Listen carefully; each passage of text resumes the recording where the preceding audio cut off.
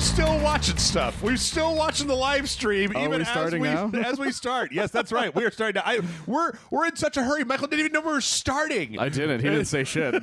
We're making fun of Little Wade, and then we started straight in here. Yep. In fact, I'm going to stop this Street Fighter Showcase. Go to hell, Street Fighter Showcase, because it's time for the Rage Select podcast here on Rage Select. I'm Jeff, and I'm Mike. Mike, we got a really. It's a strange week full of weirdness this week. Yes, I think. A little bizarre. How bizarre? It's pretty bizarre. It's pretty bizarre. And once again, they put out that Quantumania movie on streaming. I forgot about that. On VOD Is last week. Is that on VOD now? Yeah. Disney, get your shit together, Disney. Like, I pay for your dumbass service. The Mandalorian's no fucking good. Or I don't know. I don't care about it. I haven't watched about it. 50-50 things on I'm not watching anything right now on your show. I keep trying to watch Andor, and I keep falling asleep while watching Andor. Everybody's like, ooh, it's so adult. And I'm like, yeah, so adult I had to take a nap. And then they're like, yeah, here's your new MCU movie, but you have to pay money to watch it. And I was like, fuck you guys. So I watched Succession last week instead. Oh, okay. I never watched Succession before, but I got and you know what?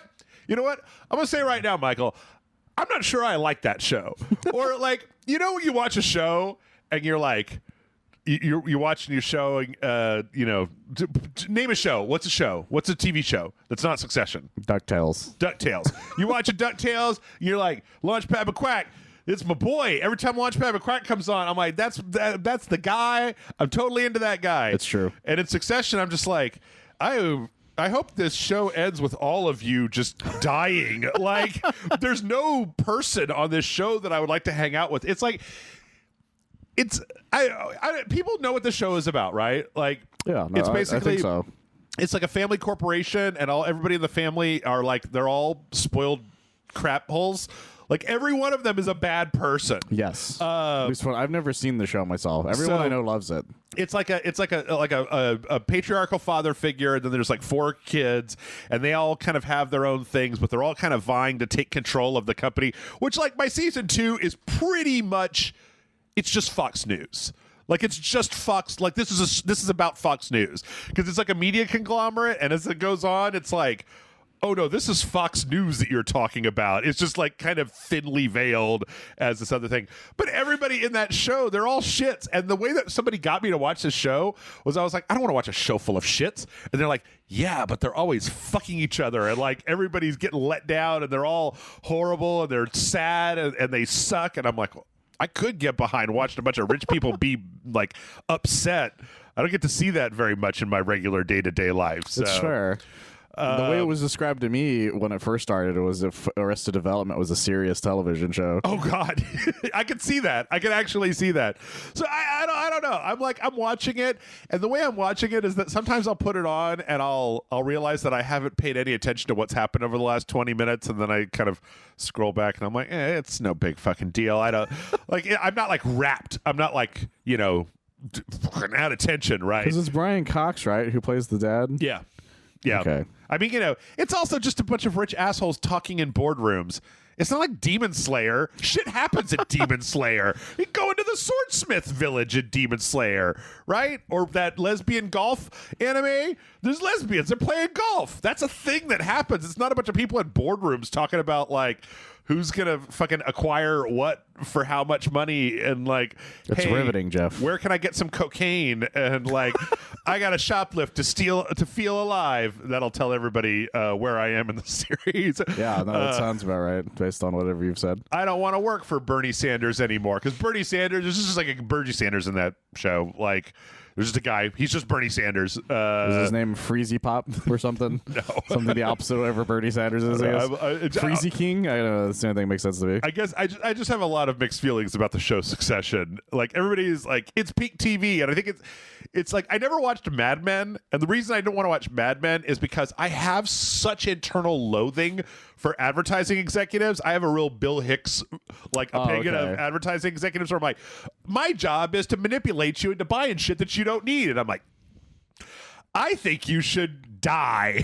Like By the way, you should have subscribed to our Patreon. Hey man, I'm not trying to get anybody to buy shit they don't need. That's fair. Yeah. Some people need a Discord server and bonus videos. I'm not selling shit, okay? In fact, I probably would do better if I would just make some clickbait thumbnails and change my titles to be like Minecraft, more like Blindcraft, more like Wokecraft, or more whatever. like Wokecraft. Oh, am I right? And it's just like you and me doing the meme of pointing backwards at like a piglet or something. Big old but the O piglet's face or got whatever. huge boobs, right? and then everybody would click on it. I would make $1 billion. They'd click on it because they'd be like, "What the fuck is this?" And then I would have to go live with the assholes in Succession in their fucking ivory towers, being real sad about how much coke I don't have as much cocaine as I want. Like my entire life is clean and rich and spacious and full of like wonderful shit, and I'm just so sad about it because I want to run my dad's company. Fuck you, man. God damn it. All I can think of is Job. He's like, "Do you even want to be in charge?" No, but I'd like to be asked. Yeah, I don't know. It's a weird show for weird people. I get why people like it. I don't like rich people. Like, I just dislike rich That's people fair. in general, especially that level of rich, and especially like Keanu Reeves is a well-off man, right? Yes. He makes money from movies, but Keanu Reeves has entertained me. He has made my life better. Like, He's also like the nicest human being on the planet. like the dudes at JP Morgan Chase, they have done nothing for my life. No. And I hate them. All they've done is make things weirder. Yeah. And that's the best I will say. Weird is one way. Weird's a very polite thing Yes, to say. that's what I mean. Let's this whole podcast become a Bernie Sanders metaphor. Yeah, we don't want to get raided. Yeah. Or hey, maybe we'll get bought. Maybe we'll get bought by the Successions, and then I'll become filthy rich. Bill Gates will show up and then just destroy a bunch of stuff. You know, have you ever thought like, if I became filthy rich, what would I do? Like, I think you would just smoke more.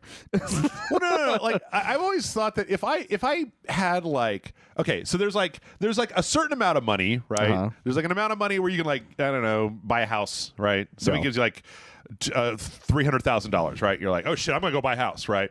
But if somebody gave me like $50 million, I'm pretty sure that I would probably give all of you guys $1 million. Like the first 10 million would probably just be like, here, because the difference between me having $40 million and $50 million is like nothing. Yeah. And on the other hand, like that amount of money could enrich so many people that I know that it would be, I don't know, maybe give 20 people $500,000 and just be like, here, everybody gets a house. Everybody gets a house.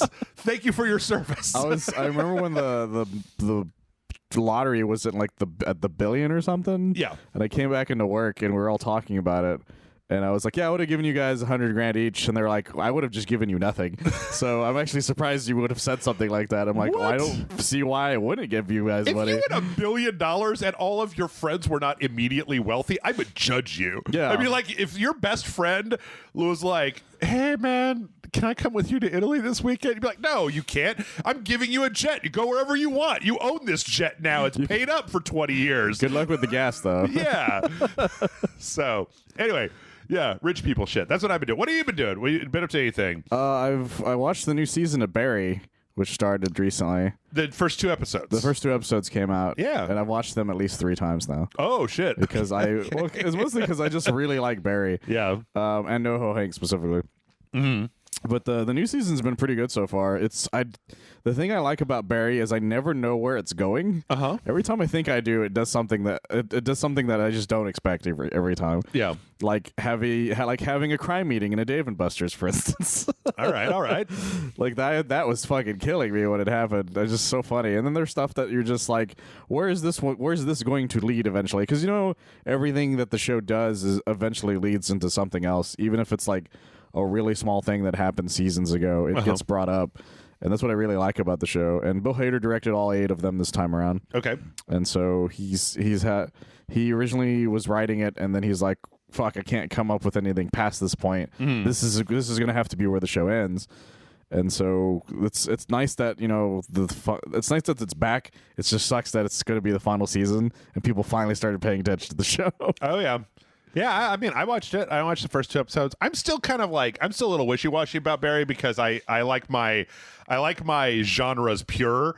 So like if it's a comedy, I want it to be funny, and if it's a tragedy, I want it to be fucking sad. And Barry is both. It's both. And I can't handle the lane changes on that show where I'm just like, because something people will be like, oh yeah, that thing happened, and I laughed so hard, and I was like, yeah, but like 2 minutes ago, somebody got brutally murdered with an ice pick. How would you laugh at anything at that point? It's what makes it so great because it's such a surreal show. Yeah. Like I always point towards the 5th episode of season 2, Ronnie Lily, which just feels like a waking nightmare. Is that the one with the kung fu guy? And yeah, the when kid? he fights the taekwondo master. Yeah. And it just feels like a waking nightmare because it's just like horrifying but really funny the whole time. Yeah. And by the time you're done, you're like, what the fuck just happened? And I've rewatched that one multiple times. Cool.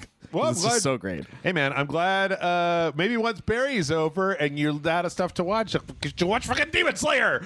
Does it have Barry in it? Yes, it totally has Barry in It's got NoHo Hank. Well, you got to get to episode 5 before Barry shows up. So just watch 5 episodes, and then once Barry shows up, if you don't want to watch anymore, you don't have to. News! This week we had 2 presentations. One we just got done watching for Street Fighter 6. We're going to talk about that in a minute. But earlier this week we also had a brief and breezy Indie World showcase from Nintendo. This was really slight. Like, well, it's one of those just like, you know, indie showcases where they're like, look at all these games you've never heard of whatsoever. Yeah. Maybe you'll be interested in them. Who knows? I actually have heard of all of them, but that's because I do this. No, I get that, but you know what I mean. Like, you're not there to find out about the new Final Fantasy, whatever. Right. You're there because like somebody made a game and they thought it was really good enough to put in a presentation. Yep. And you know, it's actually really nice that they do that sort of thing. Yep. Started with a new trailer for Mineko's Night Market, which is something that we've seen before, where it looks like it's kind of like a, I don't know, kind of Asian folklore inspired. Like, there's what do we call this genre of game where it's like, I don't know, there's mini games and you're wandering around doing chores for people and you're collecting like I just call them Animal Crossings at this point. I forget. There's an actual name for them. I think they're just called something simulators. That's kind of what this seems like it is, and it's got, you know, pretty decent art style, and it looks like it could be relatively charming. So much of these things like kind of depends on. Okay, I'll be honest. I'm probably not gonna. We'll probably play this game for like an Indie Friday or something, right? But like, yeah. I'm probably not gonna play this game because it's just not the sort of thing that I normally get into. But it looks like a pretty good version of that style of game that we've seen in the past, where you know you're gonna meet some charming people, you're gonna do some stuff. Night in the Woods was like this, except that it also had all the ennui in it. So yeah, it's just one of those like weird things. I don't know. There's a lot going on in it though. Yeah. So there might be some interesting stuff to get out of it. Yep, I agree. And let's see. I don't know if we had a release date, but that's September 26th. Yep. Let's see. We also got a trailer for My Time at Sandrock coming to the Switch. This is interesting because I played My Time at Sandrock. Is already out on the PC, I believe, in early access. Yeah, I was about to say, I think I've seen this before. Because I didn't realize this takes place in the same world as My Time at Porsche. Really? Yeah. And it's like a Chinese developer. I'm like, wait, what? They talked about like they were traveling and they saw the Gobi Desert and they were just like, that's where our next game should be. And this is another like, you go into a town and you're going to meet some charming characters and you're going to make a garden and like, but this one does actually have like more. I don't know if Mineko's Night Market has combat, but this does. So I almost laughed out loud because there's a guy at the library he talks to and he turns. It's just a dude with a bird on his shoulder. Yeah, it just completely caught me the fuck off guard. I do like the monsters. Like, look, these penguins with husky faces. Yeah, it's like Doc Husky or husky penguins. Yeah, that's fucking freaky. Like little goblins and stuff. So yeah, I mean, My Time at Sandrock seemed like it was good. Again, it's like I feel like there's been a really big renaissance maybe since maybe Stardew Valley was where it really kind of started to pick up a little bit of steam. Oh, 100%. At least when it became popular again. Yeah, because people kept trying to do that for a while. Because they're easy games to make. Right. You don't have to make like combat systems. It's just like, when does this grow? Hit this button to take it out. And so a lot of Japanese developers make games like that because they still do well in Japan. Yeah. And usually they're like phone games or something like that, or 3DS games. But Stardew Valley really brought it back to the mainstream for all over the world. Yeah. And so people got really into them. And so they're desperately trying to make sure that they keep getting them while it's good, because it might go away again. Because there's a bunch of these. They got all that like Mineral Town games, and then like the actual Harvest Moon games. You remember that fucking direct that was just farming games for most of it? Oh my god, that was fucking. That became a meme. Yes, yes, I do. Let's see. Next up, we got Plate Up! Exclamation point, which is a roguelike. Okay, if Overcooked was a roguelike, basically, where you get kind of randomized customers and randomized stuff, and then every you go through a shift, and then you get money, and then you use that to make new stuff, and they show like kind of automation that you can do, and then also like multiplayer, so you can have other people join in. Okay. It's a little basic, like. For how basic everything is, I don't like the fact that the characters don't have any features. It's probably what makes it easy to do the roguelike part, though. Yeah, maybe. Also, it's a Switch game still. That's true. I don't know. I guess I just wish they would put, like, some dots on there. Like just a couple eyes? Just some googly eyes? Like, okay, no, I get that. Something silly? That's fair. Like the Gang Beast kind of look. Yeah. Like, it doesn't take that. I'm not asking it to be Unreal Engine 5 or anything. Like, this also seems like it's pretty good. Like I think it's nice that these days we get a lot of games that are of a genre where there used to just be like one game in that genre, and now everybody's like, no, man, there's a shitload of cooking simulator games if that's what you're into. So poor Cooking Mama. Yeah, bring back Cooking Mama, Nintendo. What the fuck? Like, I think people would like that new Cooking Mama game. They tried, but there was a whole. Hey, that's not how you cook a hot dog. You just put it right on the burner? You're going to burn that dog. It'll cook, technically. I mean, I guess. Whether or not it'll be good, who knows? Maybe that's that guy, like, I told you about that time that I went to Sonic and I got home and my hot dog was just, like, charcoal on one side. No, you did not tell me about literally this. Charcoal on one side. Like, it was a chili dog, and I started eating it, and I was like, what the fuck? This tastes horrible. Then I looked at it, and, like, one half of it was, like, so burned that it was, like, it was black. Jesus Christ. And so I was like, oh, I don't want to go back to Sonic. So I took like another bite. And I was like, nope, this is fucking inedible. Like, I can't. I love that. You're like, maybe if I get drunk enough, I'll be able to eat through this. Maybe I can eat around this. And then I went back. And I hate going back to, especially when it's a coney, like foot-long coney dog. Yeah. Like, goddamn, guys, this is the easiest thing in the world. I don't know how you fucked up something that bad. How did you do? How are you cooking it? Anyway, sorry. That person knew what happened. They knew exactly what happened and just panicked. Yeah, but like if it was overdone, if it was like an old movie hot dog that was kind of wrinkly on the outside, I probably would have been like, chili is a lubricant. I got my Route 44 over here. I'm going to be fine. Yeah. But this one, it was just like, humans can't eat this. Yeah. Like my ape brain is telling me, stop. Don't do that. Yeah, Poison. You can get around some things, but not so much a whole half a burnt fucking thing. Yeah.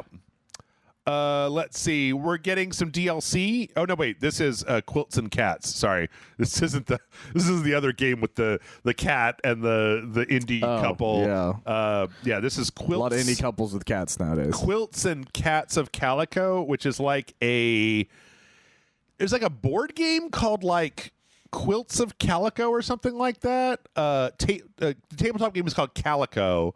And then this is like a Switch version. Oh, I think I've heard of that. And then there's like a bunch of cats walking on your game board, like getting all up in your business, making you hate cats. It's like Chutes and Ladders, but with cats. Yeah, I can't really tell exactly what this game is, but I'm not entirely sure that I'm interested in it. But hey, you know what? If you're into cats, like there's literally a cat customizer.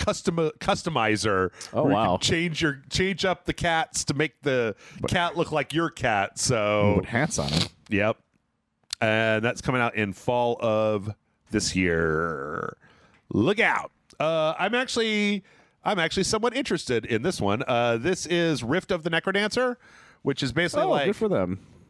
So remember this now. there's two different things happening in this game. One is like a kind of Guitar Hero style thing where you're fighting enemies by doing like they come down the road like a Guitar Hero, and then you hit the buttons to hurt them, and then they have different different movements and stuff, and then like there are boss fights, and those boss fights are basically rhythm based punch out, where you're kind of at the bottom. Oh, that's really cool. And you're moving back and forth to avoid stuff. And then there's like little kind of in-between parts where you're like doing yoga or making sandwiches. Yeah, it was a lot like, the fuck was the name of that one? Oh, Rhythm Heaven? Yeah, Rhythm Heaven. Yeah. A lot like Rhythm Heaven. But I like the Necrodancer stuff. I really like the way, I especially like the art. Like the art is just fantastic in this. The art direction is amazing. But it looks really really good. Like, I think the last one of these that I played was the Zelda one. Yeah, the Zelda one was a hell of a surprise when they announced it. It was so interesting. And I played the first one when it came out years ago, and I really liked it. But I'm not very good at rhythm type things. Yeah, this is one of the reasons I never really got into it. Yeah, but yeah, I think this looks really good, and it's coming out this year. So once we get a date on that, we'll definitely have it on the calendar. What's next? Oh yeah, now we got the DLC. So a little to the left is that other cat game. Well, cat and organization game. Yeah. With a DLC called Cupboards and Drawers that is coming out. I didn't really end up liking this game very much. Yeah, I was about to say, didn't you like dislike how this ended up becoming? Yeah, it didn't. I liked unpacking a lot more than I liked this one. Because this one had more of like an actual objective, but it wasn't very good at telling you what the objective was. Yeah, if I recall. I felt like there was a lot of times where the game was just like, no. And I was like, well, then what? And it was like, no, that's what. Fuck you, man. So, yeah, we've got a DLC for that. And then a DLC for Shovel Knight Pocket Dungeon. Okay. That's got some new characters that you can play as and some new upgrades in the shop. That was a fun one when we played it. Yeah. It's a little hectic. Oh, super hectic. What was that one that we played? The one that I really liked was the gore one? What's that? It was like a gore type one. I forgot what the name of it. I was like the super buff dude. Yeah, that's what I was thinking of because it was like bloody as hell. Yeah, and you're like, this is amazing. And then Cult of the Lamb is also getting some DLC. Oh, cool. I feel like that wasn't out for very long, was it? It came out last year. Yeah. Was it last year? Uh-huh. For some reason, I feel like it wasn't that long ago. Relics of the Old Faith. There's going to be like a hardcore mode and like a remix mode and some new stuff, some new followers that you can get. I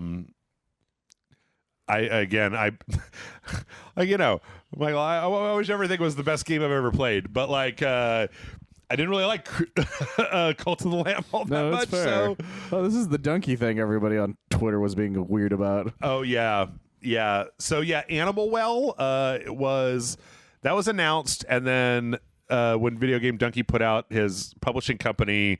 This was the first game that he picked to be the first. Yeah, and everybody was being real shitty about it on Twitter. Yep. After this came out, even though like he didn't make the game, he's just publishing the game, guys. Yep. He's just using a lot of his YouTube money in order to like publish a video game, like an indie game that may not get as much attention otherwise. I really don't understand why people are mad at him. They just don't like Donkey. That's really what it comes down to. Okay, well, it doesn't seem like any reason to mess with Billy Bass over here or whatever. Yeah, the guy's game looks like it's going to be fine. It's going to be like a fun little indie game. Yep, a little adventure game where you're kind of going around and you're playing this little animal kind of going around in this dungeon, like solving puzzles and getting stuff and checking out wildlife and avoiding monsters and stuff. It's pretty cool. Yeah. Like, it'll be fine, guys. Nothing wrong with that. Just leave that guy alone. I do like this where it's like one of those it's not a capybara, but what do you know? I don't know if you can see it from back there. What it is. It's like one of those like it's like a rat thing, like a mouse. It's got like these very specific ears. I know what you're talking about. Like a chinchilla? Yeah, is it a chinchilla? Yeah. And then like you jump on its head and you put this like little glow yo-yo, and that like tells it which direction to go. That's really fun. Oh, that's cool. The game looks like it has a lot of fun little things going on in it, and that's really the reason he picked it. So yeah. We'll just have to see how it plays out after that. Yeah. And it's coming early 2024. Let's see. From there, we got Crime O'Clock, which is some kind of like puzzle game with some time travel in it. And like you solve like little puzzles, and then it opens up like more areas, but then there's all this kind of like timey-wimey stuff going on. It's got this very like very stark like color palette to it, where it's like two colors only almost.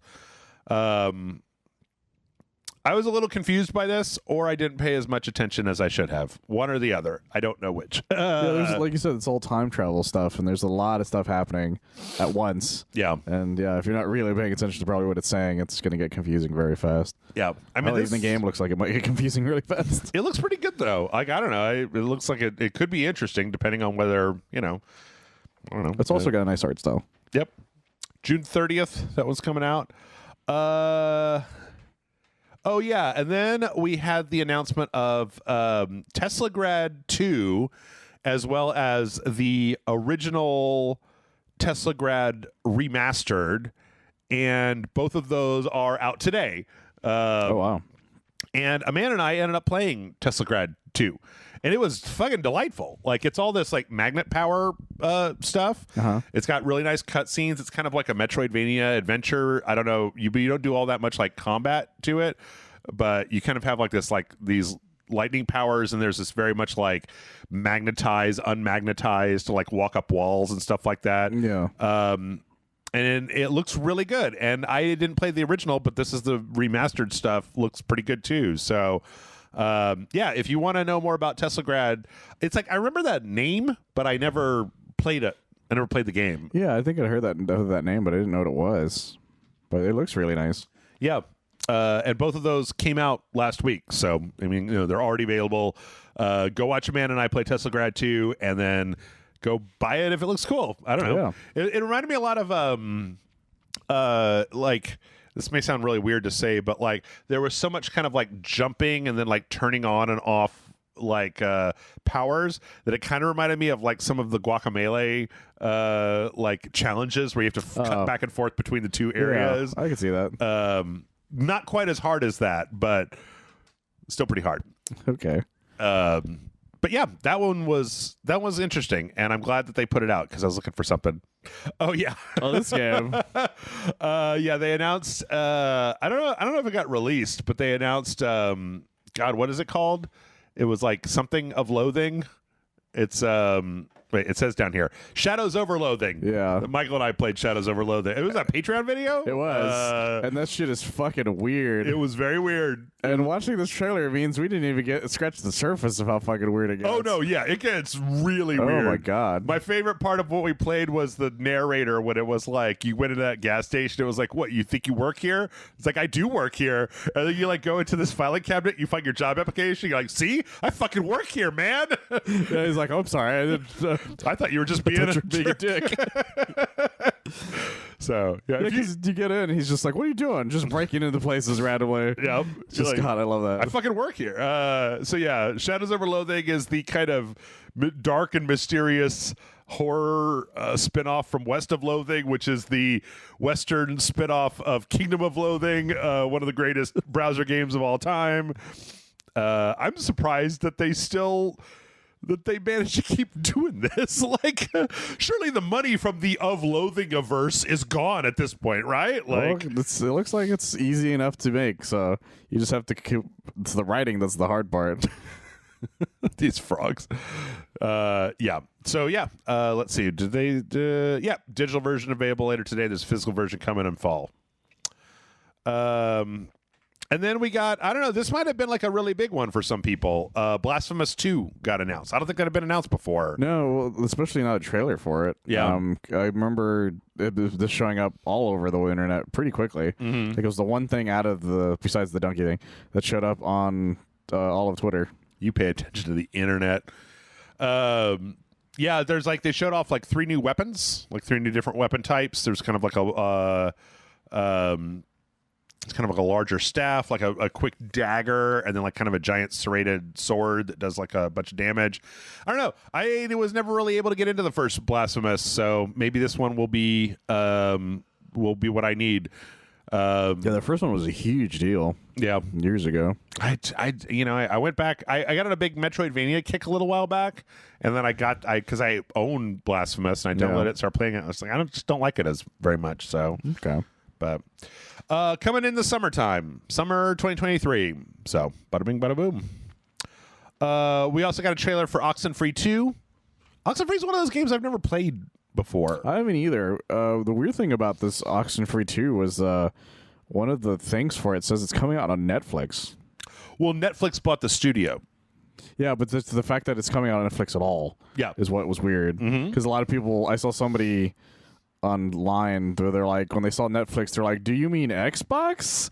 I'm like, no, this is an actual like Netflix thing. It's going to be on like mobile phones. Yep. I was like, that's fucking fascinating. They'll put they'll publish it on consoles, and then there'll also be a version for mobile.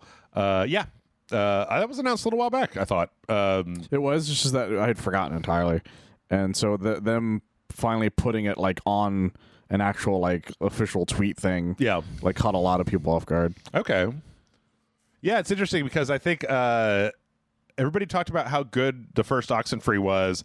I mostly remember them for After Party. Yeah, that's what I was about to say. I had forgotten about Oxenfree at all. I remember the After Party more than anything else. Yeah. And a lot of people also just forget that Netflix was working on making games. So, yeah. It's an interesting thing. As for the game, it looks a lot like Oxenfree. It does. From what I've seen of Oxenfree. And people really liked Oxenfree 1, so... Great. And you know what? When it comes to something like this, I feel like there's been enough time that's passed that, like,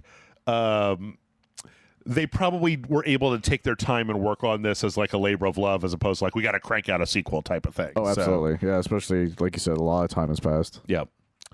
Yeah. And then, let's see, that's going to be July 12th.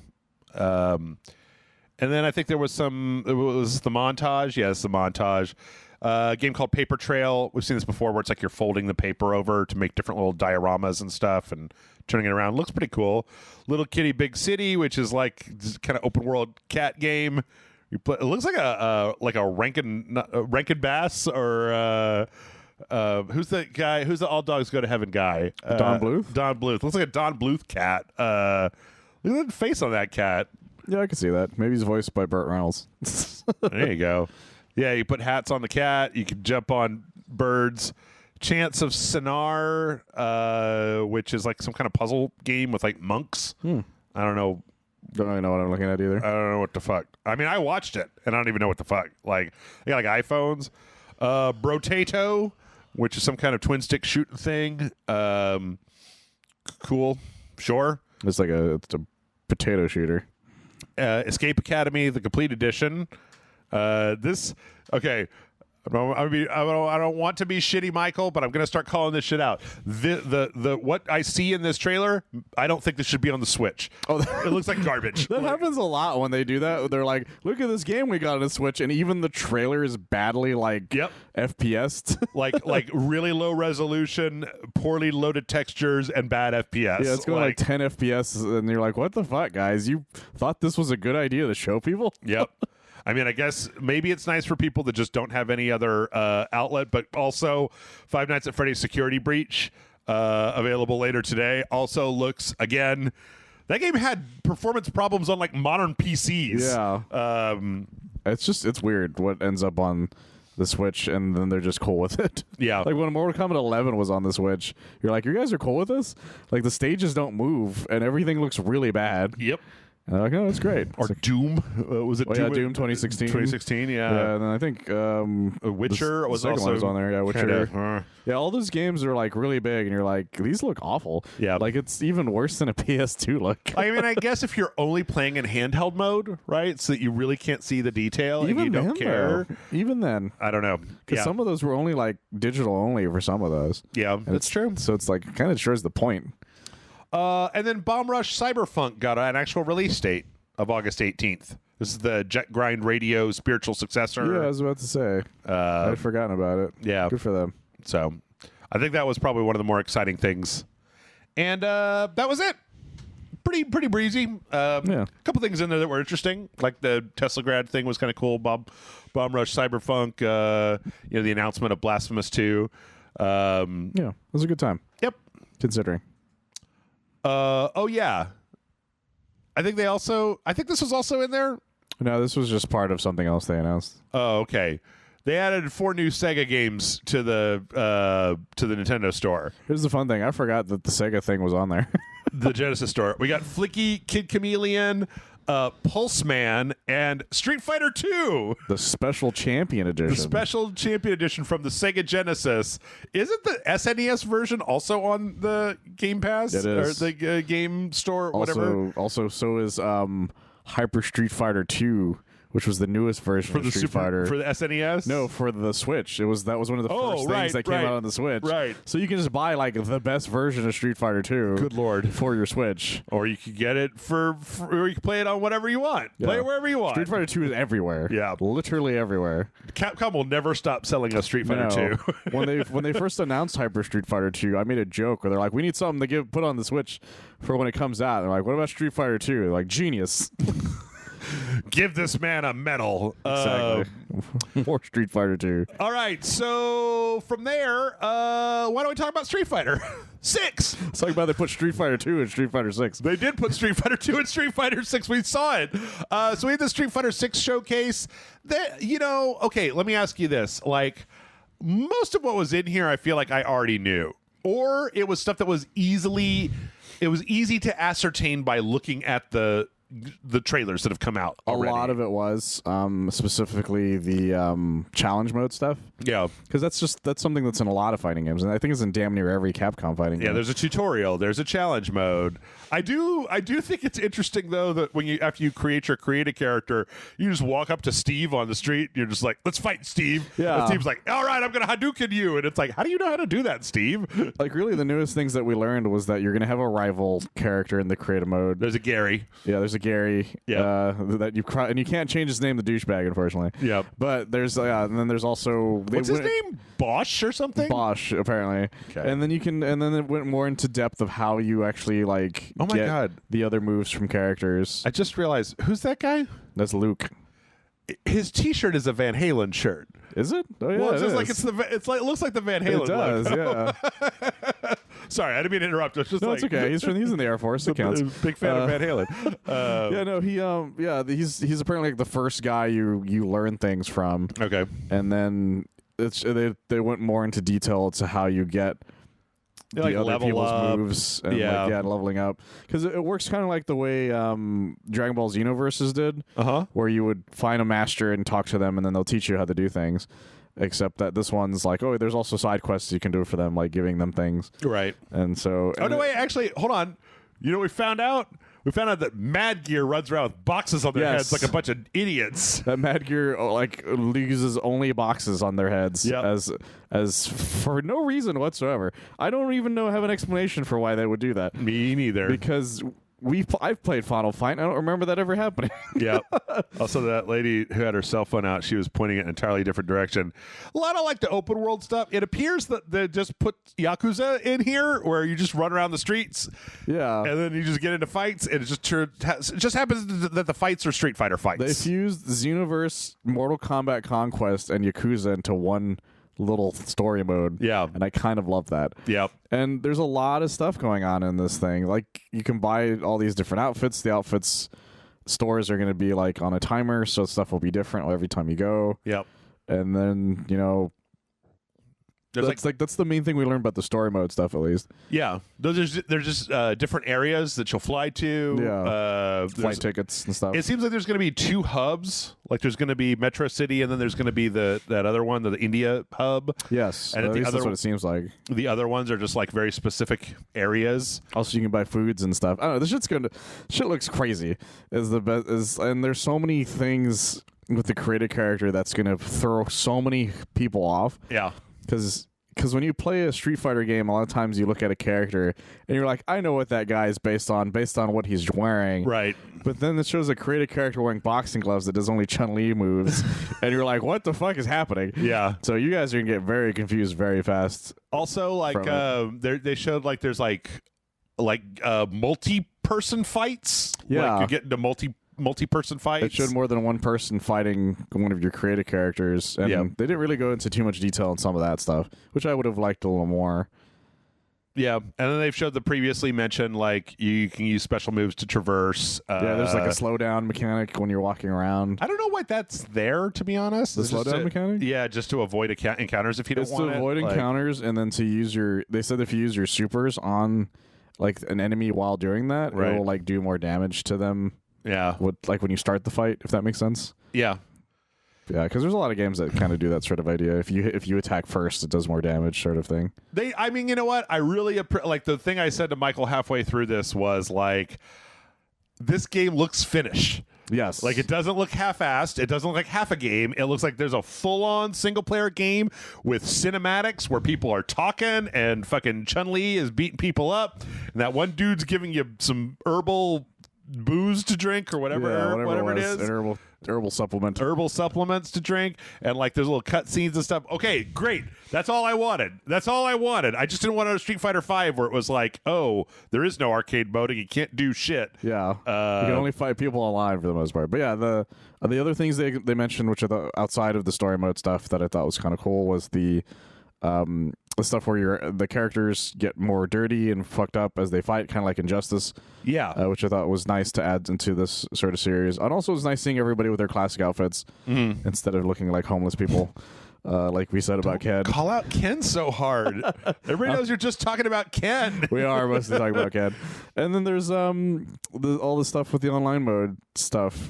They showed off an announcer who was very interesting. It's Ruby Rod's kid. Yeah, and I kind of love him. I'm not gonna lie. It's like the son of Ruby Rod. Oh yeah, the first boss from Final Fight has appeared apparently. The blonde guy that is sitting on the steps and then jumps off to fight you at the end of the first level. Yeah, there's a lot. That was the other weird thing. They're like, you've run into some of your favorite characters, and then it shows like a dude I don't know who is, like wearing a samurai sword. Yep. And I was like, who the fuck is Castle Miyamoto? They're like, here's your favorite character. I'm like, get the fuck out of here. Oh yeah, you fight refrigerators at one point. Yeah, there's they added some more stuff to the bonus modes, which I thought was really fun. Yeah, and there was a great moment where it showed Cammy about to fight a truck, and it's just really funny. Oh yeah, and whoever was controlling like her face did like a what? Yeah, like what the fuck is this? But yeah, there's an announcer. He's fabulous. You know, the internet's going to be mad about it. I don't care. The internet's going to be one of two things. They're either going to love him to death or they're going to hate him to death. Yep. And I can't wait. Capcom knows what they're doing, man. They made this guy the announcer, and then they put that big old muscle mommy in there with her Sparta haircut or whatever. Like, it's going to be fascinating. Capcom knows where the bread's butter. Cammy's got her shorts all the way up her ass and her butt jiggles. You could go play Street Fighter and Street Fighter because, yo, dog, I heard you like Street Fighter. Yep. This actually looks like one of the better Street Fighter games I've ever seen, to be honest. It's actually the most exciting I've ever been for a Street Fighter game in a long time, since Street Fighter 4 first came out. Yeah. And because there's so much going on in this that I'm pretty sure I could spend like a week playing this game and not have done everything. And that's a good thing, because like you said, with Street Fighter 2, I spent an hour and I did everything. Right. And I was like, well, now what? Yeah. It seems as though Capcom, like, I never thought that I would say this, but Capcom seems like they have... Like, they will fuck up, but then learn what they did wrong. Oh, 100%. Like, as opposed to some companies that just keep doing the same fucking thing over and over again. So they're really good about that, which I'm very happy for. Clubs. You can make clubs, which you'll see the RageSelect one soon. Sure. I don't know what we're going to call it. I don't know. But it'll be there. It's called you Mama is what it's called. It's called you Grandmama. Yeah. You can have clubs. You can have fucking custom characters. It's all crazy. It's all nuts. Like, I'm trying to... Oh, you know what? Let's see. Okay, so they talked a little bit about... Oh, they had that weird audio cue the audio cue stuff. Like... Oh, and then you know what? Fuck, dude, I'm blanked out so hard because we jumped right in here. They announced the other control schema. Yes, so there's a simple control scheme. There's two. Actually. I know that was mentioned when they first announced the game, but they went into more depth into it. Yeah, there was one that's closer to the way not Street Fighter 5, Marvel's Capcom 3's was, where it's like certain buttons do certain things. 3 buttons and a special, 3 attacks and a special button. Yeah, exactly. And then 4 there's buttons. Ones that are just like makes it easier to do supers in general, just like any normal super attack. Yeah, which was kind of similar to some of the easy, simple control schemes in Capcom vs. SNK 2, but not exact, which I thought was nice. Yeah, because that's the thing, is that was the thing about those control schemes, is that it was too easy, that it made it like really hard to fight somebody who was using it. Whereas they're trying to get that simple balance in between, which I really like. Okay, so I'm really happy that they're getting better about that. And then and then they also had what's the weird stage? The weird like what do they call it? Mortal Kombat, like stage hazard mode? Oh yeah, I forgot what they called it.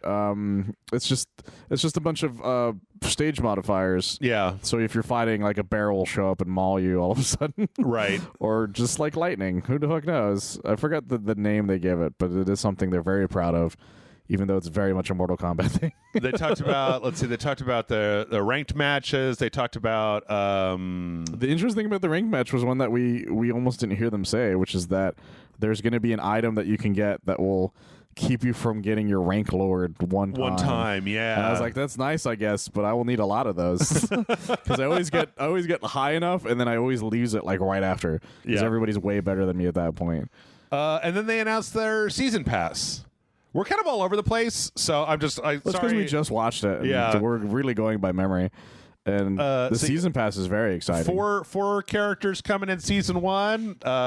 It's Rashid, Aki, Ed, and a fucking cracked out Akuma. Yeah. Akuma's gotten gray. Yeah. Super gray since Street Fighter 3. And that's going to be, what do they say? Summer of this year, fall, winter 2024, and then like spring or so. It's since it's a year. It's like it's whatever the year time frame from the game's released to then. Right. But it's really exciting because I really like Rashid. Ed was very popular when he came out, and people love Akuma, of course. Right. And Aki seems to be the only like new one out of that entire bunch. Bunch of fucking edgelords playing as Akuma. Yeah, the Akuma's the edgelord fan favorite. He's taken a while to get from Tekken 7. That's what happened. he lost his keys. Oh, and there's also a demo. There's a demo that is available. Let's see, by the time you hear this, it'll still just be on the PlayStation, but it is coming to all consoles on the 26th. Yes. Also, that's the other thing I really like. I'm happy that the game is coming out on everything, and it's not just a Sony thing. Yeah. And also Lil Wayne was there. Yeah. to say, hey, what's up? Street Fighter's cool, right? All right, now check out this guy. And then it was like not him for the entire thing. It was really funny. It just would cut to him, and he's like, wasn't that cool? Now this guy. And you're like, okay, why would you say this is hosted by Lil Wayne if you just said, yo, and that was the end of it? It's Lil Wayne. He's there. Really funny. It's Lil Wayne. I keep pronouncing the T's in little. It is Little Wayne. Little William. Lil Wayne. Lil Wayne. Lil Wayne loves Street Fighter. Lil Sebastian. Yeah, so I don't know. I mean, like, all in all, I don't think I've been okay. I think I was cautiously optimistic when I first saw some of the original Street Fighter 6 stuff because I haven't been into Street Fighter for a while. 4 and 5 were so focused on tournament stuff that they didn't have very much single player, and I didn't really care for them as much anyway. But this looks like it's got a lot of stuff for me to do by myself that it doesn't involve getting my ass kicked trying to play online. That's the best thing about it. That's why I got into Smash Brothers, and that's probably why I'm going to get back into Street Fighter. It's like, if you give me some shit to do by myself, I'll be more than happy to play your fighting game. But if all I can do is go online and die, then I'm not going to play your fighting game. So I don't play Counter-Strike, for God's sake. Like, yeah, they finally really learned the reason why Mortal Kombat sells as well as it does. Yeah, there's so much to do in that series by yourself, and they finally figured out the code. So yeah. Yep.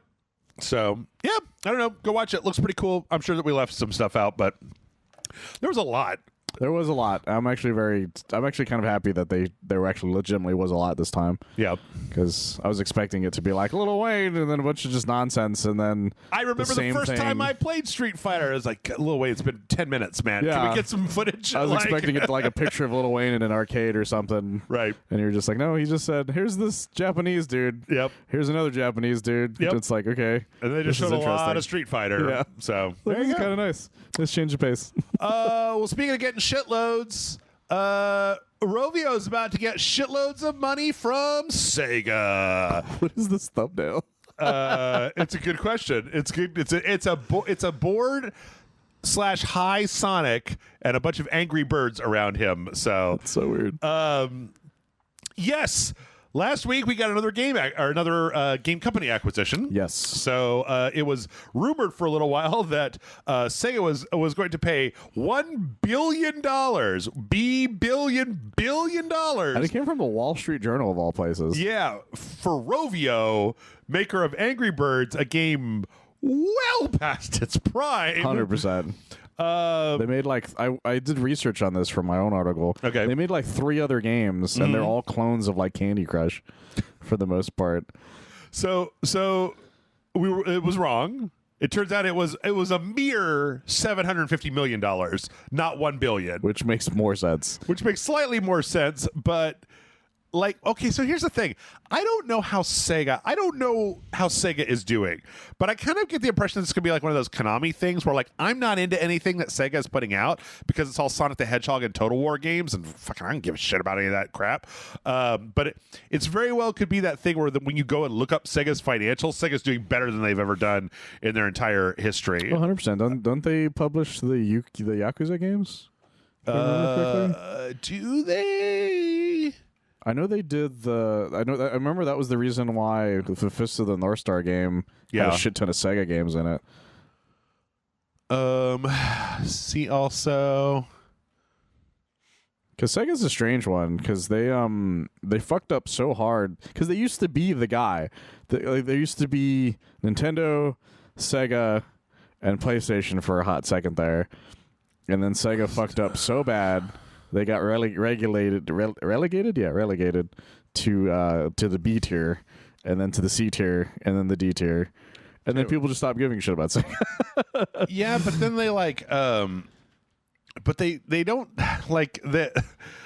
Again, it's one of those things where like, you know, you or I may not have ever really played For Honor, but the For Honor servers are still up and they're still like fucking 100% doing stuff. So that was the thing. It was one day I started realizing that Sega kept making a ton of different games. They did put out Like a Dragon Ishin. They put out 2-point stuff. Yeah, they were a big publisher. Oh yeah, Company Heroes 3 just came out. And they were the guys who got the Phase 1 Marvel games when that happened. They are publishing Persona on PC. Oh, I didn't know that. Yeah. Developer Atlas, they're huge publishers. The main reason they do Judgment, really well now. Soul Hackers. Because that's the thing is they're not really known for the games they make anymore. Right. They're known for the things they put out, which is not a bad thing. Persona 4 Ultimax on the PC. Yeah, it's really interesting. Oh yeah, Shin Megami Tensei 3 remaster. That was a little while back. So what makes it really interesting to me is the fact that it's like, why buy Rovio though? Like, what is it? What do they gain from Angry Birds? Because Angry Birds is such a mobile thing. No, you know what? I think it's like when Blizzard is doing it, they gain a foothold. Like they have no mobile foothold, so they're just buying an in to the mobile market with a company that has. So like, you know, okay, listen here. Here's the thing. If Sega is making a lot of profit, I don't get the impression that Rovio is like staffed with like 7,000 people, right? It's probably I don't think Rovio is doing 40 guys, right? Yeah. So you say, okay, go make Angry Birds 4, but all the birds are Sonic. And then you put that out. Like that's the reason Sega will never go out of business is because you people keep buying Sonic. That's true. Like it doesn't matter. You keep buying them. Like it doesn't. You know, I have people telling me how wrong I am about that last Sonic game, and it's like that game was objectively bad. It kind of was. It was no good, man. It was like Breath of the Wild, but way worse. Like I don't understand. I've had people in my comment section for a decade trying to explain how wrong I am about Sonic, and every time I'm like, "Not." You know, we talk shit about Sonic on the death of Sonic the Hedgehog. Got more downvotes than any video I've put out in the last 2 months.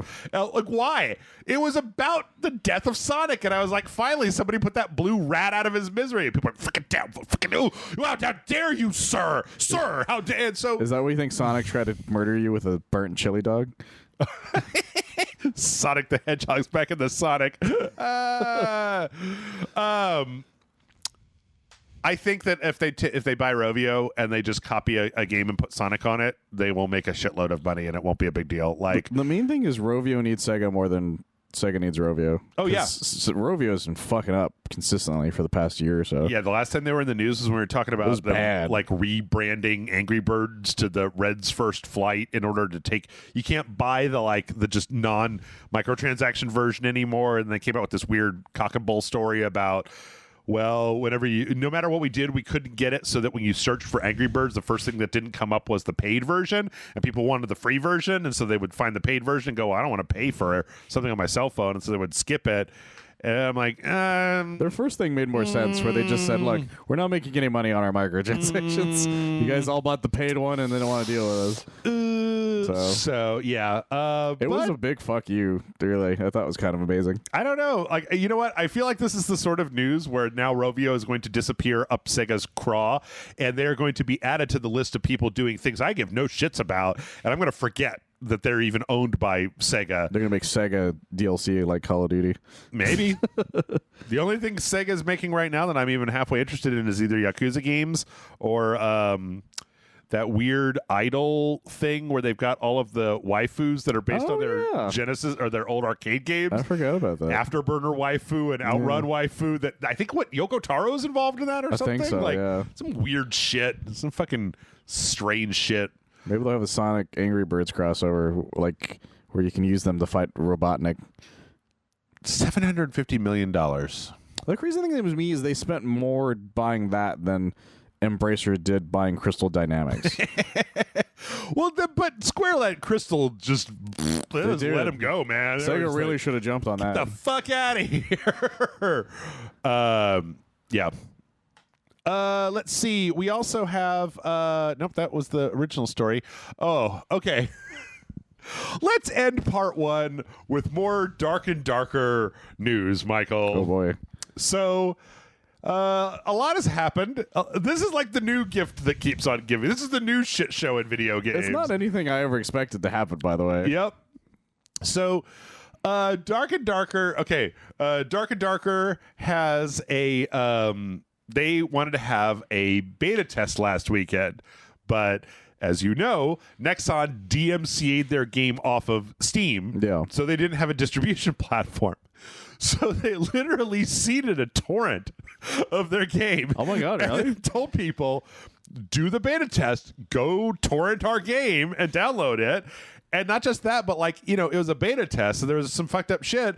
So they also torrented like patches, like for people to download because I don't have any server space, right? You like, can't really do anything about that. How are you going to get your several gigabyte video game to people to try out? And the answer was torrents. You're going to tell them to steal it. Well, it's not stealing in that case. Well, yes, if they give you permission.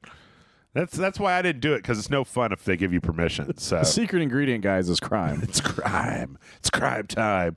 But yeah, that was the last thing that happened. Apparently, it was a little rough, but people still kind of liked what they saw. I feel like it's interesting how Dark and Darker is like the polar opposite of The Last Day. Right? Oh, yeah, it's the exact opposite. Where they're like the scrappy developers, but everybody's like, we're rooting for you guys. And meanwhile, The Last Day, they're like, the fucking calendar stole our name. And everybody's like, I don't care. Like, fuck off. Show us the trailer. We can't show you the trailer because of solar winds or something. Right. You're like, what's happening over there? Like, stop. Nobody gives a shit. Yeah, so that happened. And then as our final update, Nexon has sued them, like, officially. Oh, okay. In the United States, like not in Korea, in the United States. Oh, well, that's so weird. Nexon sued them in the U.S. District Court for the Western District of Washington, demanding a jury trial. Yeah. Picture that jury confused the shit. I don't understand. I don't know. This one is so weird because the thing is that, like, okay, we go all the way back an hour ago to when we started talking. We were talking about Succession. We're like, it is entirely possible that Iron Mace did rip off the work they were doing for P3 for Nexon and spun it off into their own game. I don't care. I fucking hate Nexon. No. Nexon makes like Maple Story. I don't give a shit. That's just like a license to print fucking cash. Like, take your cash and fuck off. Like, let this. You weren't even going to make it. Like, it would be one thing if they could continue development of that P3 project, but they'd not. They're just like, no. So that's my impression of Nexon. Gear. So yeah, we'll find out more, I guess, when they go to court. Yeah. Like I said, that jury's going to be confused as shit the entire time. No, but I love it. I want them to go to court because that means that everybody's got to show their cards. Yeah. Right? No, there's no behind-the-scenes settlements. There's no, like, we'll never know what happened. There's no just Kojima gets fired and then who knows why.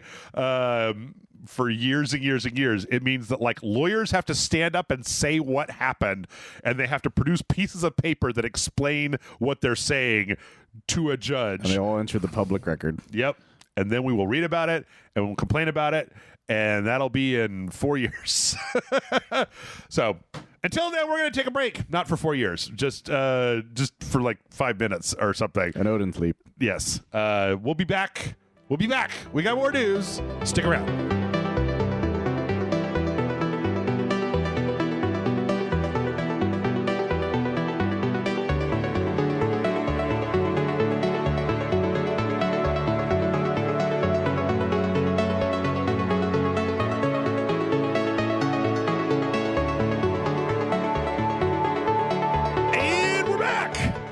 That was weird. And we're back. I was about to say what happened there. We're back. And we're back. Did you hit puberty, Jeff? Is that what happened? We're back. Yeah.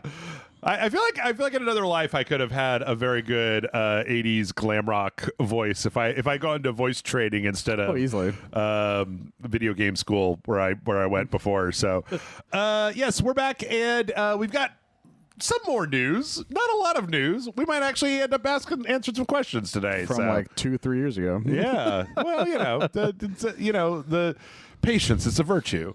Let's see. Our first story here back is that we got another departure from 343 Studios. Halo creative lead Joseph Staten from no, wait.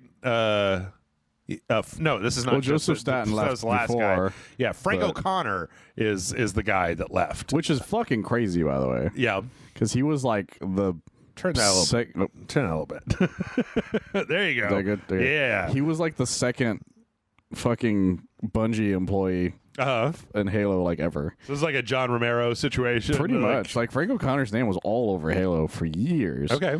And so that's very surprising. Well, it seems, I mean, I was going to ask your overall thoughts on this, because I feel like, over the last 6 months or so, what Microsoft has like let people go from 343. There's been a lot of like the head talent has left 343. Yeah. It seems really weird that like Halo would be in such a weirdly tenuous position right now of like losing a lot of employees, and like the studio that makes it kind of in a weird place financially. Well, it's the same old story of bad management is really what I hear every single time somebody leaves.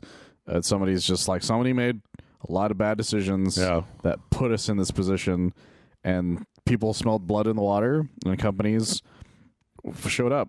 Almost like the Titanic sunk, and the lifeboat people showed up, being like, "Hey, you want a lot of money? Not deal with this bullshit?" And they're like, "Hell yeah!" And that's what this dude did. Who was it? Amazon or something? I can't remember who he hired him on, because he left for a specific position somewhere. Pete Hines, these departures. I don't know. I think it was Netflix or something. Somebody specifically hired him away from them. Fairly, because it was all over the thing that I had found originally. I can't remember what it was. I'm pretty sure it was Netflix. This might have been an earlier story, the one that I've got, but he got hired on to make AAA games for a completely different studio. Okay, is what I remember, is what I heard had happened, which makes sense. Like I said, he's a big dog. He's a big old dog from 343, and somebody showed up once the blood was in the water and got his ass out of the water. I feel like a lot of times when this sort of thing happens, that then in like a year or two we find that like this person's next game looks really cool because they're like veteran talent, as opposed to like we have a cat and I like to stack notebooks up, and so we decided to make a game where you stack up notebooks and then a cat knocks them over, and it's like okay, all right, sure. As long as this game that like it feels unique to what he wants, that's great. Yeah, it's always funny when somebody leaves and they're like, "I've made a new game called J-Lo." Right. And you use Master Dude, and you fight the Order. When Master Dude takes his helmet off, it's just Jennifer Lopez underneath. That's the she's assisted by AI Ben Affleck. Yes, exactly. The fat Ben Affleck in the skin tight. Yes, exactly. What's her name? Cortana. Yeah. Suit. And Bentana. And he's got a cup of Dunkin' Donuts coffee. Yep. And a box. He's like, "What do you want?" It's gonna be amazing, dude. 343, hire Michael and me. I'm telling you, get rid of Master Chief. Let's make J-Lo. A J-Lo, you started as an April Fool's game. It's an actual game. People will love that shit. People will love that shit. They really would. Well, speaking of names of developers, I don't even know how to introduce this. Cliff Bleszinski's talking about Lawbreakers. He's talking about Lawbreakers, Michael. Cliffy B is back. Cliffy B's on Twitter, and he's talking about Lawbreakers. Is that what he was talking about? He tweeted out that he's like, I have something that I'm going to tell you about. Yeah. And then he said nothing for a while. He said, just got a text from my lawyer about ... Lawbreakers. Oh, my God. Stay tuned. And then he followed this up with, it confuses the hell out of me how people were rooting for the game to fail. And when it did, now there's a ton of support for it. Games are weird, yo. Like, the team worked their asses off on it. I relocated many people from other parts of the world for it, and the internet was like, har, har, har, it doesn't have enough players. Meanwhile, the studio creators and I have to deal with a year of crippling depression out of guilt. Lawbreakers wasn't that fucking good, Cliffy B. Yeah, like your big contribution to the genre was shoot behind you button. Like, that was what Lawbreakers did. Yeah, Cliff, the way you're saying this made it sound like we all broke in and murdered like your family in front of you. Yeah, people just didn't buy your game, dude. Well, hey, I bought his game. Played it on my fucking internet website. I gave it a fair shake, and it was like, oh, this is Lawbreakers at home. Or this is Overwatch at home. We have Overwatch at home, and that's what Lawbreakers was. Right, and people tried. That's the thing. Like, every games, it's harder for games like that to fail nowadays. Yeah, because there's always one guy who wants to stream whatever the fuck it is, no matter what it is. Mm-hmm. Like when we found out that story about the guy who's like, look, Babylon's Fall may be terrible, but I'm the one dude on Steam who's playing this game. Well, that game did get shut down. But that's the thing. There's always one dude, and so there's always the possibility that it can always go back up from the one guy, and that it didn't happen to Babylon's Fall, and it sure as hell didn't happen to Lawbreakers. The funny thing for me about this particular story is that it comes 1 week after American McGee was out there being butt mad about how he can't get Alice made, and now Cliffy B is like, guys, Lawbreakers is coming back, and it's like, none of us give a shit about this. Yo, he's like, oh, you guys, I now have all this support. I'm like, because now people want something to stream. Yeah. Also, the idea that it's like, hey, internet, you're being so mean. Won't you think of the feelings of the developers that made the game? Cliff, I got news for you. Nobody cares about the developers' feelings. Like, for the most part, we don't. People are going to be mad. People are going to be shit about it. I'm going to be shit about it. All that matters at the end of the day is Lawbreakers fun. I don't care whether the guy that made the gun sounds is a cool dude that I would love to hang out with and have a beer. Doesn't make me like Lawbreakers anymore. It's still fucking Lawbreakers. You can't force me to like your game. You can't walk up to me. Guilt trip me. Yeah, you can't walk up to me, but like, I lost my kids and my family and my house, but you totally have to play this game, and then you give me the buggiest fucking thing on the planet, and it'd be like, well, no, I'm not gonna fucking finish your game. Unless you're Ken from Street Fighter 6. Then I got a lot of sympathy for you. But it's not like you walked up to me and then you were like, you got to play Bugsy, right? And it's like, no, I'm not doing that. Bubsy, yes. Okay. Or also Bugsy. I don't remember which one Bugsy was. Is there a Bugsy? I'm sure there's a Bugsy game. Didn't we play a game with a character named Bugsy? We might have named a character Bugsy. We might have. I don't know. Either way, the issue is that Cliffy B, you got to read the room, dude. Hey, man, bring back Lawbreakers. Bring it back. Give it another try. The thing is that I'll laugh so hard if it fails again. The thing is that I cannot take this fucking guy seriously because, like, Lawbreakers wasn't working, and you put out, like, Radical Heights was like a cake where only the top is done, and and then you cut into it, just batter comes out of it. It was like unfinished textures, and you were just like, no, it's a battle royale. You guys like that, right? And like Bryce and I went and played it, and we're like, this ain't it, Chief. I completely forgot Radical Heights even happened. Cliffy B, you've made one really good contribution, and even then, it was just testosterone in the game. So yep. So everybody get ready for Lawbreakers 2. Okay, speaking of game directors, this is how slow of a news week it was. Hidetaka Miyazaki made the Time 100 most influential people of 2023 list. That's actually kind of surprising. Yeah, he is the second person. He is the second game developer. He's the second person to be on the Time top 100 of 2023 Yeah, list. they can never get to 100 for some reason. Yeah. The only other person that's ever been on the list was in 2007. Shigeru Miyamoto was on there. That makes sense. During the height of the Wii craze. But, okay, so I wanted to kind of throw this out there and be like, okay, I can see a case being made for like, okay, guys, listen. Dark Souls is good and everything, but like most influential, come the fuck on. But then I look around and I see how many games these days are like taking shit from Software. From Software used to be nothing. Well, they used to be jack shit. Like they used to be those guys that made that Kingsfield game, and like some nerds like that shit. They made like not Eternal Darkness. They had another dungeon crawler game. Like Metal Wolf Chaos was one of their most successful things because it was so stupid. Yeah, Armored Core. Yeah, right? Armored they Core, were the yeah. Armored Core guys. Yeah. And that was for like nerds that were really into MechWarrior. And we very much were. But now you look at From Software and you're just like, hot damn. And also like I cannot reiterate enough how big the sales difference between like Dark Souls 3 and Elden Ring is. Oh, like, God, it was massive. Elden Ring just fucking like that shit popped off. That put them in a whole different weight class than they've been in before. It made every game that year look stupid. Yeah. Yeah. And I mean sales wise. I don't mean like gameplay wise. Yeah. So good job. Horizon's really got to pay attention to their release windows. Fuck's sakes, guys. They really do. For fuck's sakes. Really, really do. Well, don't worry. We'll talk about Horizon a little later. But I'm glad to hear that. I do though try to maintain a little bit of humility of just like, I think somebody wrote into John and I answer questions when we do our Elden Ring videos, and somebody wrote in and they were like, yeah, my friend says that like every game would be better if it was a Souls game. And I'm like, I hard disagree with Super that. hard disagree. Like, Although Cooking Mama as a Dark Souls game would be hysterical. like I do not want Devil May Cry to be a Dark Souls game. I want it to be fast, right? Yeah, it's got to be super fast. I don't want Metroid to be a Dark Souls game. I want it to be a fucking Metroidvania game. Like, so, I do a lot of times like to pull back of just like, okay, guys, like they're very good games. They're exceptionally good games, but like, not everything has to be that. So they have to still be accessible games, guys. You can't just make everything Dark Souls. Yep. This is not how that works. So, yep. Actually, you know what? Let me see. I'm surprised Kojima's never made that list. It's funny because like everybody like on the influential people, the top 100 influential people of 2023. It's like it's interesting. I didn't read any of this stuff. I don't know how to read. But it makes the internet really hard. That's why I can't do tutorials.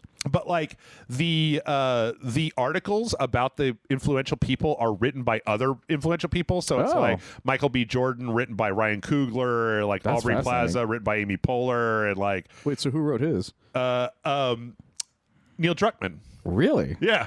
So that's interesting. It's kind of interesting. Wait, was Neil Druckmann on the list then, or just like just other people that are like really important? There's not even 100 people on this list right now. Okay. They're still working on it. Yeah, they're still kind of adding people to it. But yeah, Colin Farrell's thing was written by Nicole Kidman. That's fucking weird as shit, but sure. Maybe they're friends. I don't know. I don't know these people's lives. Yeah. So it's strange. Ryan Johnson's was written by Jamie Lee Curtis. That one makes sense to me at least. So yeah, interesting stuff. I might have to go back and read that at some point. Speaking of From Software, Armored Core 6 got rated in Korea, that's interesting. Which is a good sign that it's probably going to be this year, right? Like it's almost certainly going to come out this year. It's either going to be this year or it could be delayed to the beginning of next year. That's I could true. see that happening. That's true. But Korea seems to really like to rate things before everybody else does. Yep. Because that tends to be like how a lot of leaks end up happening. Yes. A Korean ratings board and LinkedIn profiles. Yeah, how we find anything out. Those are the two main ones. Because you can't stop the ratings board. You can't stop people from looking for jobs and being like, yeah, man, I made Grand Theft Auto 6. It's done. Yeah. Like, here, look at this reel. Look at all the shit I did for it. I love that shit. It makes me laugh every time. Everybody's like, no, don't. And it's like, bitch, I need a job. Like, they need to know what I've done. I can't wait for 5,000 years for them to release some shit. Or when they're looking for jobs, right? When it's like, From Software is looking for dudes that draw mechs really well. And it's like, okay, Like, so what does that mean? Is it gonna be an Armored Core game? Like, no. No, we're putting mechs in Elden Ring. If you have to know, If you must know.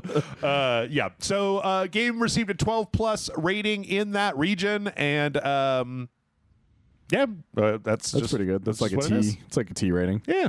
It's good. I want there to be some violent. The Armored Core games are like incredibly political, right? They're 'Cause they're all super about political. like Ace Combat or something, where they're all talking about like the corporations and the governments and oppression, and then you get in a mech and blow everything up. So. It cracks me up how people forget how political Ace Combat is because they always only remember when they put Kenny Loggins songs into them. Right. But Ace Combat is weird because it's like a modern Air Force, but it's always like the grand fucking duchy of Arizona or whatever. Yeah. Like it's always something weird like that where there's like a princess, and they're like, okay, now get an F-22 Raptor and shoot down a stealth drone, and I'm like, what? It's always very confusing, but it's a good series. Yeah. Speaking of good series okay. And speaking of good series and speaking of shit that you should take with a grain of salt, but also fuck you, you can't hide from me. Did you see this shit this week about Metal Gear Solid 3? I did hear some of. There's consistently different ones. Yeah. This one I think is the one I'm thinking of, which is the song. Yeah. Donna Burke, who was one of the singers for some of the songs in Metal Gear Solid 3, posted a tweet that said, "Recording in progress!" ! And she's holding up a folder that says Snake Eater, and it's got a picture of a cat with an eye patch on it, and she's making a silly face. And so that happened, and then later, shortly afterwards, she tweeted, "Yesterday I was recording Snake Eater. It's not for a remake. It has nothing to do with MGS3. It's for fun." And she tagged somebody else, and I should check my Twitter more. And then she talks about her garden, and sorry you got hyped. Have a good weekend. I don't believe you. I don't believe you, Donna Burke. Like, that's exactly what you would say if you were re-recording. If you got caught red-handed. That's right. With a snake in your hand. Yes. That I need to eat. That's right. God damn you. I mean, I don't know, man. I was listening to that Triple Click podcast, and Jason Schreier's out there just like, yeah, I've heard from like a bunch of people that they're remaking MGS3. That would be a good move. Right? Yeah, like, it's been a rumor for a long time. Yeah. And this seems to be the consistent rumor. And they've got Metal Gear Solid 3. They've got all those like high-res assets from the pachinko machines. Just take them out of the pachinko machines. It wouldn't take them a lot of work to do that one specifically because it had the most modern scheme of the original 3. Yeah. So, do you think? Let me ask you this: if they were to remake Metal Gear Solid 3, do you think that they should, like, kind of in RE4, that they should like modernize the controls? Or add or subtract controls. I mean, I personally like. The thing is, MGS3 was pretty modern, but it's still pretty esoteric between the like sneaking with the D-pad and the movement and the flips and the dives. I would like them to update some of this control scheme, specifically how you hold somebody hostage. Oh yes, because I killed so many people. Yep. Because I hit the button too hard. Oh, were you holding them? Yeah, because you have. Yeah. People forget about this because this was a thing that people forget ever happened, which is that it was one of the first games that really used how hard you press a button. It's like an analog button system. Yeah, and so the way you had to hold somebody down is that you didn't hit the circle button all the way down. Right. So you could interrogate them. Yep. And so I slaughtered most of the soldiers I grabbed because I kept hitting it really hard. You're like holding that button down, and then in order to interrogate them, you have to click in the left stick, and then if you click it in too hard and it kind of pushes the controller back up on the other side, then your thumb goes down, and then you're like, oh no, that dude's dead. Oh no! And I got to the point where I'm like, well, I don't care about this anymore, so I guess everyone dies now, and that's how I always got Killer Whale at the end every fucking time because of it. And then the river was very difficult. Yes. The river. I beat Metal Gear Solid 3 on every single difficulty except for its hardest difficulty and the one where it's game over automatically once you're seen. Yeah, because the only two I never. Well, actually, no, I did beat the hardest one, but I never beat the river on the hardest one because it's fucking impossible if all you've done is murder everybody. Yeah, because those ghosts kill you within seconds. That's why I think when Jason and I played, I think I went full non-lethal, and that river was empty except for the bosses. Yeah, that's the thing. If you do non-lethal, it's just the bosses and the guy at the end of it. Yeah, the sorrow. The sorrow. Yeah. But yeah, it's really funny. Anyway, I don't believe you, Donna. I don't believe you. I believe you were at Konami because Konami would definitely tell you need to fucking get on Twitter and tell them that you didn't have anything to do with anything. Konami's kind of is really started ramping their shit back up because they bought that building or something that they're doing all the new studio that they're setting up as a new studio recently. I don't know about that. I do have something a little bit later that's kind of a strange This happened like thing. a few weeks back though, so a lot of people didn't even notice. I didn't notice. I don't pay attention to Konami's real estate acquisitions. I found it on accident. Let's see. In other developer news, we are getting some more Stardew Valley content. Ooh. So Concerned Ape, the guy that made Stardew Valley, went on to Twitter and basically said that like he is pausing development on Haunted Chocolatier, which is the next game that he's making. Sure. And is instead making version 1.6 for Stardew Valley. Apparently 1.5 had like, I read in this, was that article or in a tweet or comments or something, where they said that 1.5 doubled the content that was in Stardew Valley. Really? Like they added a lot, but apparently this 1.6 update is supposed to mainly be to make modding easier, to add in more mod support. You guys are getting some weird shit. Yeah. Which is good, because I think that usually that's the last thing that you do. And then once you've added in like really good mod support, you can just be like, okay, now it's all up to you guys. You guys fix everything else. And then you just make a sequel usually. Yeah. So you can go back to Haunted Chocolatier. Did you ever play Stardew Valley? No, because it's not for me. Yeah. I knew immediately the second somebody was like, well, you start on a farm. No, just stop talking right now. Unless it ends up as a Superman game, that shit's not happening. Yeah. I've tried playing it numerous times, and I don't think it's for me either, the same way that, like, you know, sometimes you go out and try to play the best of a specific genre of game where you're like, okay, this new Animal Crossing, everyone fucking loves it. Then you play it for a couple days, and you're like, not for me.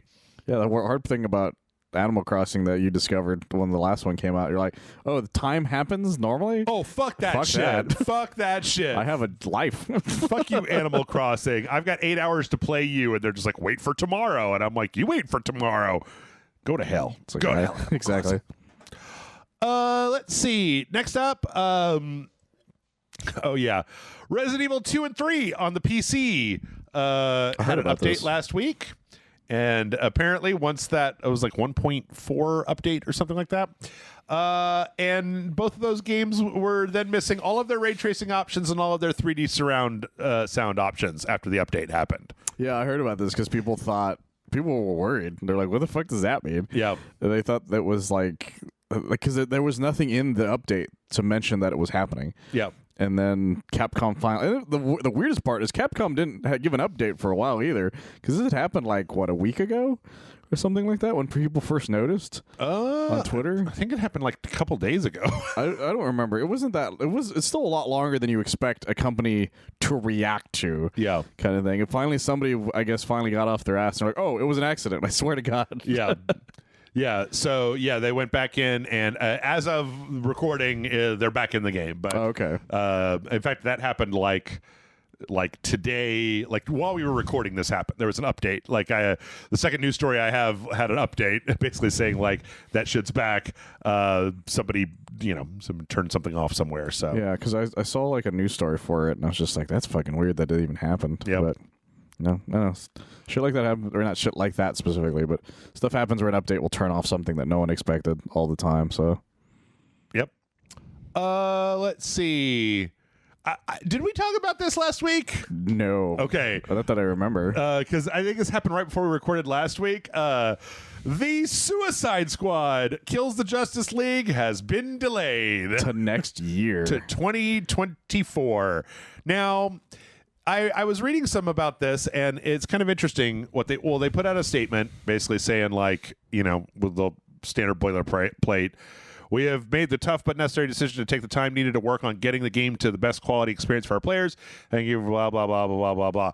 So here's the thing. With such a long delay, right, this means that they could make some semi-significant changes. Like, they can't remove the entire microtransaction structure and battle pass system and stuff, but they could lighten it up considerably and make some changes that make it so that you're not just picking which fucking superpowered hobo has the machine gun and who has the pistol. That was the surprising thing, because normally with a game like this that gets a delay, it's usually like a few months when somebody's like, well, we need to polish it kind of thing. Is usually the reason given for stuff like that. It happened to Redfall not that long ago, and that wasn't even that large of a delay, I felt.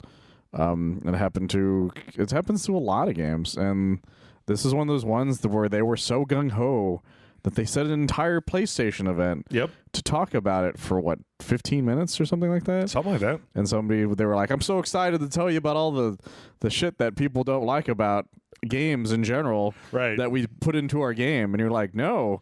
And all of Twitter was like also going like, they were like, I don't care anymore. I had so much excitement because it was the first thing Rocksteady has made since 2015. Well, that's a long time ago. Yep. And so people were expecting something story-driven, something that wasn't full-blown live service, and they got not that. 100% not that. Yep. And boy, howdy, if a delay like this, they can't rework the entire system, like you said. Yeah. You can't just all of a sudden make it where everybody doesn't have guns. It's just not feasible. Right. You'd have to restart from scratch. But like you said, they could maybe take out some of the battle pass stuff out of it, maybe make some of the costumes easier to get. Yeah. Maybe even make some of the characters like feel a little more different. Yeah. But not by like a lot, because like I said, you can't restart everything. I don't know. It's weird, like, because Jason Schreier was all over Twitter being like, "Look, guys, don't expect too much out of this." Yeah. But like, it is a fairly long delay compared to what we thought was happening with it. Yeah. Because this is the second delay it's gotten, and hell, even when we all knew it was going to get delayed, they'd never said anything until now, which I think is the surprising part. Because people knew it was going to get delayed for what, like a month or two, or since the like a week after they did that state of the play. presentation. Yeah. I don't know. I still want to. I want to believe. I reserve a lot more cautious optimism than you do. You're just like, you're fucking dead to me. You're dead to me. They're dead to me for the most part. For the most part, I'll play it still. Well, don't get me wrong, but it's not going to be like a day one purchase for me. All right, fair enough. Hell, I still haven't even bought in Gotham Knights. Let's see. Well, speaking of people going to prison and then coming out for a special job, Gary Bowser's out of jail. Yeah. So this is not Doug Bowser, not the Koopa King Bowser That we know of. How many Bowsers are involved with? Is it like fate? If you're born to a Bowser family, do you have to go into the family business of being somehow related to Nintendo? Like, I think that's really why the guy did it. Yeah. He's like, well, I have to now. So we're lucky he didn't show up in court dressed like a Koopa. So this is the guy that was part of Team Executor. That Nintendo took to court. And they threw him in the slammer for a couple months, and then they took him out. And the thing is that he's going back to Canada, but he still has a fine of, what the fuck is it? It's so much. $10 million. $10 million. Well, 4.5 of that doesn't have to be paid back because he's going to be in Canada. Okay. But still, $5.5 million. And this is just a guy, right? Yeah. He fucked up. Don't get me wrong. Yeah. But that's a lot of money to put on one single dude who's not a corporation. Yes. Yeah. Like he was just he did an interview where he was like, I mean, I'm just going to be paying them for the rest of my life, and they're never going to get that money. I'm going to die owing Nintendo money and just giving them 20% of everything I make for the rest of my life. And I'm like, you should put that on his gravestone, though. That would be great. Yeah. Oh, Nintendo money.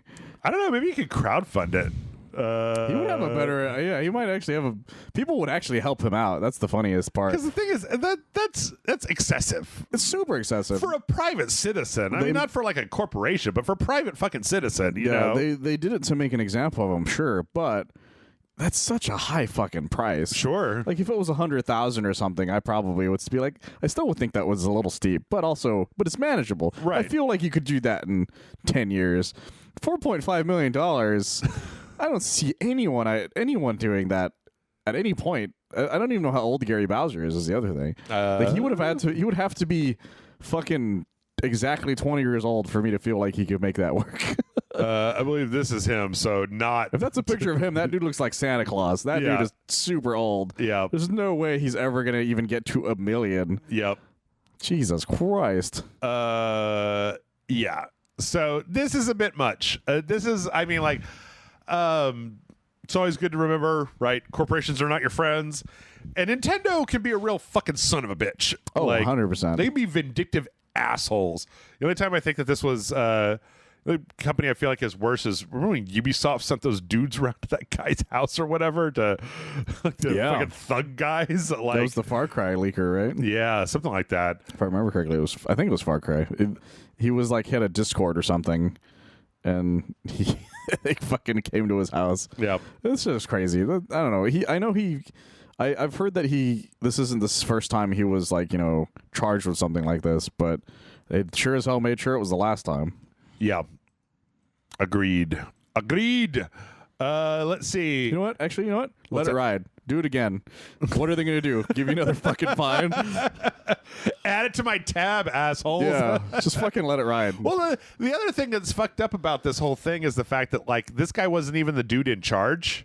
Like, he was like the sales guy, and it said that he made $320,000 over 7 years of work. That's not even like a shitload of money. But like the guy that apparently was the leader of this operation was like a French guy that they can't extradite because they're not about to extradite a French citizen for video game crimes. No. And also the guy's name was Bowser, so that probably helped their case. Yeah. So he's after Mario. Get him. And they're like, you're the man. On the other side of the Nintendo news, that Jack Black Peaches song is in the Billboard Hot 100, which is fucking crazy. End up getting like an Emmy or a well, it could be nominated for like original song, but it's like maybe 2 minutes at most, right? Of him just saying peaches for the most part. I haven't even watched it because I want to see it in the context of the movie. Okay, yeah, he it's this little song that he plays about Peach, about wanting to be with Peach, and he did this really fun little live action version of the.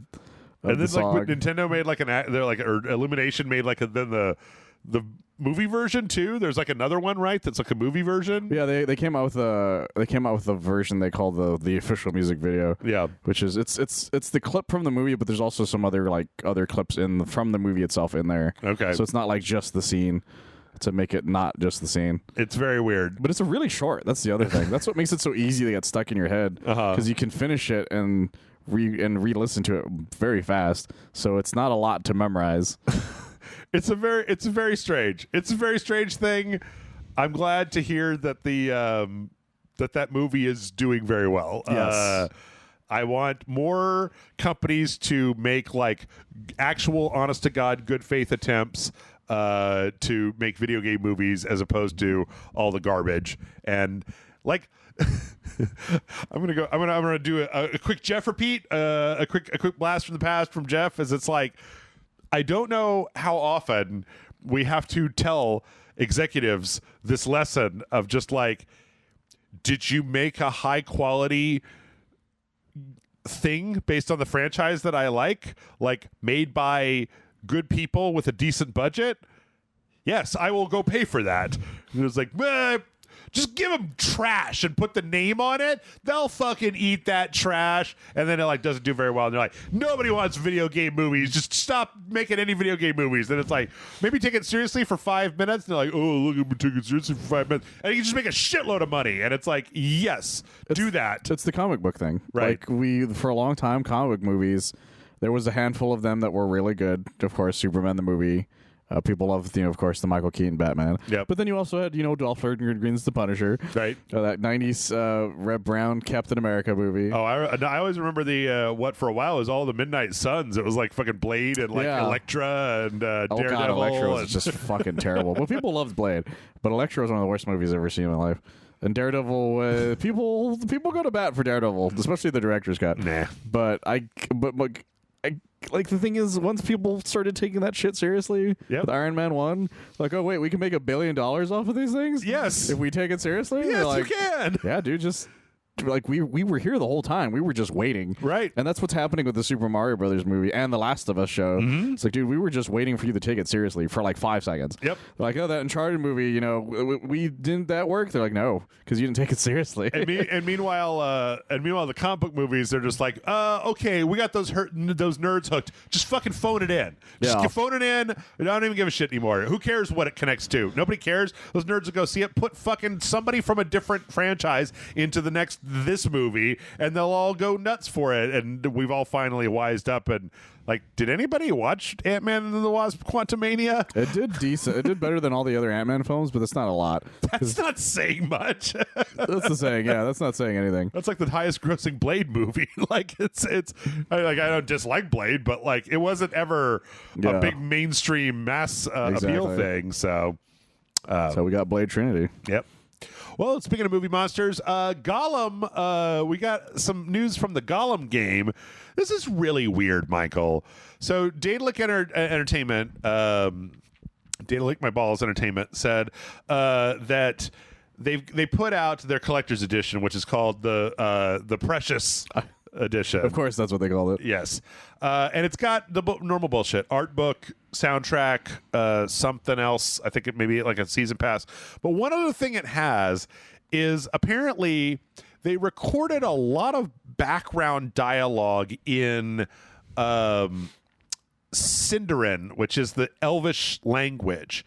So by default, there'll be like characters that speak in Sindarin in the game, right? Yeah. But then like there's this other pack that makes it so that like the elves in the background, like there's more chatter between them and I read this article a bunch of times and I couldn't understand what the fuck they were saying, but like they were just like, no, you'll definitely hear the Elvish language without this pack, but if you get this pack, you'll hear more of it in the background. I kind of get what they're saying. What they're saying is that by default, every now and then, it's kind of like when you hear Spanglish, right? When you're walking around Austin, you'll hear like some people speak in Spanish, but then they'll go back in English, back and forth. Or now it's like as if you went into like an area like East Austin where everyone's just speaking way more Spanish than you were like in like downtown or something.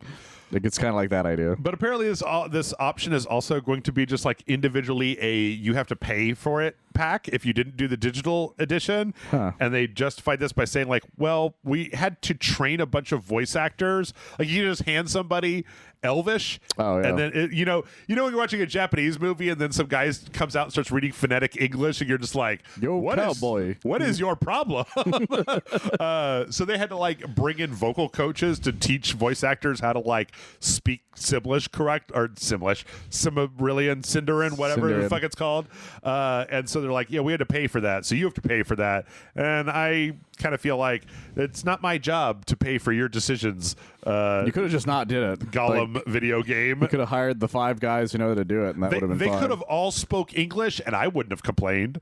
I mean, don't get me wrong. Lord of the Rings fans would have complained, but Lord of the Rings fans are going to complain about it no matter what the fuck you do. Well, they just do what Isle of Dogs did, whereas every time they speak, they say translated from whatever, right? And then they just speak English the whole time. Sure, that's all you have to do. Sure, 5 seconds. Don't even have them talk. It doesn't matter. Oh, there's that rain. Fuck, we're so close. We're so close. Real close. Oh shit! Now we have to speed up again. Okay, all right. This is really weird.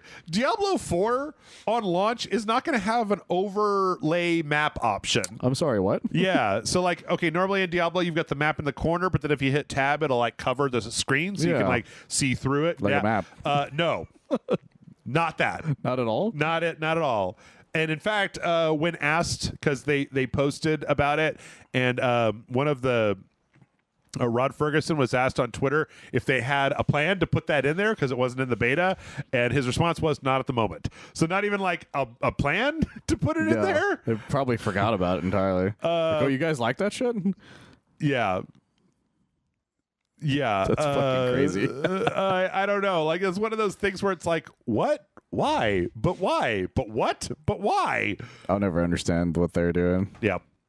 And then finally, let's talk about Horizon briefly. We got the trailer for the DLC that came out, Burning Shores. But before we get to that, this is really interesting. Apparently, there's an option in the newest update, regardless of whether you get the DLC, that makes it so that if you just run over stuff in the world, you'll pick it up. Yeah, I heard about that. Like, you don't even have to push, like it used to be that you could, like, eliminate the animation. Yeah. And now they're like, we're eliminating the button press. And it's like, well, considering the amount of crap you've got to pick up in Horizon, sure. I might play that game. Yeah. That was one of my issues with that first one. Kind of sounds pretty good. Those were my issues with Red Dead 2 after a while. Yep. I can only watch Arthur carve up an animal so many times. What have you been eating?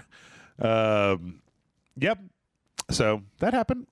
And then we got some trailers. So we got the trailer for Burning Shores, the launch trailer, where Aloy is going to Hollywood. Hollywood. I think it's funny. I got to ask Matt about this because I feel like Matt really likes this franchise a lot because it's got robots and dinosaurs in it. Yep. But now Aloy's got like a cute girlfriend in Hollywood that she's kicking around with. That's why you go to Hollywood. Yeah. Get your girlfriends. So, like, they're jumping off of cliffs together. They're hanging out. They're talking about fate and, like, robots and tribes and stupid shit from Horizon. It's a bittersweet DLC because it's one of the last things. What's the guy who just died not that long ago? Oh, because he's in the game. Oh, Lance Reddick. Lance Reddick. Yeah, it's one of the last things he did. Yeah, so he's in the DLC. Okay. But it looks great. Also, another option they put in there was I didn't realize what this was. It was like an accessibility option for thalassophobia, which is like fear of being deep in the ocean, where you can just turn off like Aloy will drown if you fuck around. I mean, there's like an infinity rebreather in that game that you can get. I know because I started the game. There was so much water that I was like, where is that shit? I want that shit. Give it to me. And I just like beeline to the part of the map that had it there. I don't know. It's kind of like it's one of those things where I'm like, well, if you're afraid of drowning, then like, I don't know, go get the scuba gear. You gotta get the blue wig, Jeff. That's how you do it. Oh, okay. But I think the most surprising thing about this DLC still is it's only a PS5 DLC. Yeah. Yep. Not on the PS4. It's amazing. But I think that means that we're finally hitting the point where they might just stop doing PS4 stuff. I really gotta go back and give this another shot. I gotta give Forbidden West another shot. The problem with Forbidden West though is that, like, man, I thought the beginning was boring where you're at that space center and they're doing all the tutorial shit. I've played it a bunch of times and it's like, well, I gotta play it again. And you have to beat the game to even do this DLC. Oh, really? Yeah. I don't even know because it takes place directly after the story. Oh, okay. We didn't talk about this last week. We made references to this last week, but we didn't actually talk about it. Immortals of Avium, which is this new EA mage shooting game, got a full-on gameplay trailer. I'm okay. I like the look of I like the look. No, wait, that's not true. Some of it looks very generic. There's like this Sauron-looking motherfucker, and there's just like a lot of like generic guys in armor. So I don't like the look of it. I like some of the dialogue. Some of the dialogue is okay. It gets a little like cheeky from time to time in ways that feel like very modern. And it normally doesn't bother me as much, but like very much medieval looking characters just saying all kinds of modern stuff. That does throw you off. Being sarcastic like they're in a fucking 90s TV show. Especially when they're not a fish out of water. Right. Like Forspoken did. But then the thing that really worries me more than anything, Michael, is the fact that the actual gameplay segments are running at like 25 frames per second. Like, there's a lot of particle effects. Like, the thing is that this game should run like Doom. It should be 60 frames per second no matter what. Like, it's first person. It's very much this kind of like action thing with all of these like particle effects and like this stuff. It needs to run snappy. It needs to feel really good to play. Otherwise, and you know what? I wanted to say that like this is the next EA Originals after Wild Hearts, and I stopped playing Wild Hearts because it wouldn't run well. It ran 30 frames per second, and like I've been playing Monster Hunter on the PC at 120 frames per second, and it looks better than Wild Hearts. Like, I think they need to get off. If they're still all using Frostbite, I think they need to get the fuck off of Frostbite. Like, yeah, I think it looks interesting enough because it's a magic Call of Duty shooter basically. Like, they don't have guns; they're using a lot of their hand signals and doing different like motions. Yeah. And that's kind of cool looking. Yeah. It feels like a game that I won't really know if I'll like it until I actually play it. Yeah. And that's really the main thing I'll say about it. Has a certain amount of potential. Just please, EA, stop using Frostbite. I know you paid for it, but it sucks. It's always sucked, and you know it. You will look deep inside yourself, and you know it. Like, I don't know, some of the cutscene stuff looks okay, and if the actual gameplay was snappier, I would think that looked good as well. I don't know. There's a lot of red flags with this one, kind of like there was with that Wild Hearts game. Let's see. From there, we got the Dead Island 2 launch trailer. By the time this podcast is out, the game will already be out. Did you watch this by any chance? Of course. Oh, okay. It looks fucking great. I think I was complaining about cheeky writing before, but I mean, like, this is just like this kind of scumbag protagonist that's like, you know, hey, are you okay? And then the lady I was just trying to fucking help you. Like, I kind of like this protagonist. I hear there's like 6 of them or something. Yeah, he's like one of 6 different characters. There's 3 women and 3 guys. I like the fact that the one guy says, "Who do you voodoo, bitch?" at the end, because Sam B's back apparently. I like that's a great song and I like it. All of the gore that I'm seeing here looks amazing, and I really want to play it. He just shoved his hand inside of a zombie's head. Yeah, it looks fantastic. The super mode gets shown off a little more here as well. Yep. With his rage thing, and then some more of the enemies. Like it feels like it's going to be a lot different than the first one was in many ways. Yep. But in good ways, in a lot of really good ways. The one thing that I heard in one of the previews for it that I think makes me really excited is the fact that it's like not fully open world. It's like you go to an area and then that area is like a bespoke level. Yeah, everything's a district, I think is what the wording they used for it, which I think is interesting. And it looks great. Like, it looks good, you know, the all the graphics and the art design, and like, it's a fucking miracle this game even got finished. It really is. I really hope it's not bad, because Dam Buster, I think they need a win, and it looks like they really put their all into this one. So yeah, I hope it's good. Let's see. From there, everybody's talking about Unrecord. Yeah. Did you see Unrecord, Michael? I did, because Twitter won't shut up about the implications. It's all about the implications. So yeah, this is a first-person shooter, but from like a body cam. It's got kind of a fisheye body cam like effect to it. Yeah, we talked about this when they first announced it like ages ago. Yeah. It's Unreal 5. And like, the thing is that it's not always the best, but sometimes it looks for a minute downright real. That's the thing. It isn't until a lot of like the more faster motions happen that you really go like, oh wait, this is a game kind of thing. Right. But they're like the slower moments when they first enter and they sort of look around and nothing kind of insane is happening, you don't automatically realize it's not a game. Yeah. So because once he fires, you're like, that just looks kind of wonky. It's the smoke from the gun looks a little weird. There's that too. And there's a sequence where he kicks a door and then he kicks it again. Yeah. You're like, that's a game kick. But like, I do think that it's interesting the amount of like hand movement that's going on. Like, it's something I don't normally see in video games, where like when you're not shooting, like the amount of movement in your hands is a little bit but yeah, some of this stuff is like, sometimes when it's moving yeah, look at his hands right there. Like that move right there looked like fucking video footage where he was moving behind this thing. Like, just the really super high frame rate and everything. Yeah. Like, it's very, very striking. Very interesting. It's really funny because that sequence is like, it's super realistic when you look in the background, but you look at his hands, and you're like, oh, you broke his hand right there, reloading again. So, yeah, I don't know. It's strange. Of course, the internet is the implications of being a cop shooting a bunch of people. Of course, Twitter is doing its thing. But yeah, the main thing is that people are going to be like, I can't wait to see this on some random person's thing going, look what happened in Detroit or something. And you're like, no, this is a game, dude. Fucking stop it. like all the ARMA footage that gets used for the Ukraine. Exactly. Yeah, people figured that's what's going to happen. Yeah. It's going to become the new ARMA. Yep. Interesting stuff, though.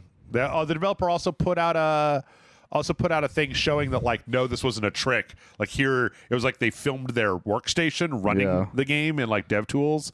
So, yeah, because people are worried it might just be like a rail thing, but I don't think it is. yep. Nope, that one sucked anyway. Power Wash Simulator is getting another update. I'm amazed. It's getting like 3 new levels. Goddamn Power Wash Simulator. Yeah, it's like there's like a satellite dish and like a water filtration system and like a taco truck. This is not the game I expected to go the distance. Power Wash Simulator. Yeah, man. Holy shit. They got a little Good bit. for They got a them. little bit of fame, and they were just like more. But they're like doing well at it too. Yeah. Like their Twitter guy is really, really fun at this. Also, this is all free if you have the game. So Oh, damn. Hot damn. Yep. I know because I played the truck last night, which is why I'm so tired today because I stayed up way too late power washing like a hamburger cart Makes truck. sense. Did you do the Final Fantasy one, or is that not out yet? Oh no, I did all those. Okay. All Tomb Raider, all Final Fantasy. It's all Okay, done. cool. Final Fantasy. I've been trying to decide whether to put that game back into the mix for RageSelect because I love it, and like we could probably do like a couple of the Final Fantasy ones, but the larger things in Power Wash Simulator are relaxing. I don't know if they're interesting to watch. No. If we run into a lull, it wouldn't be a bad thing though. Yeah.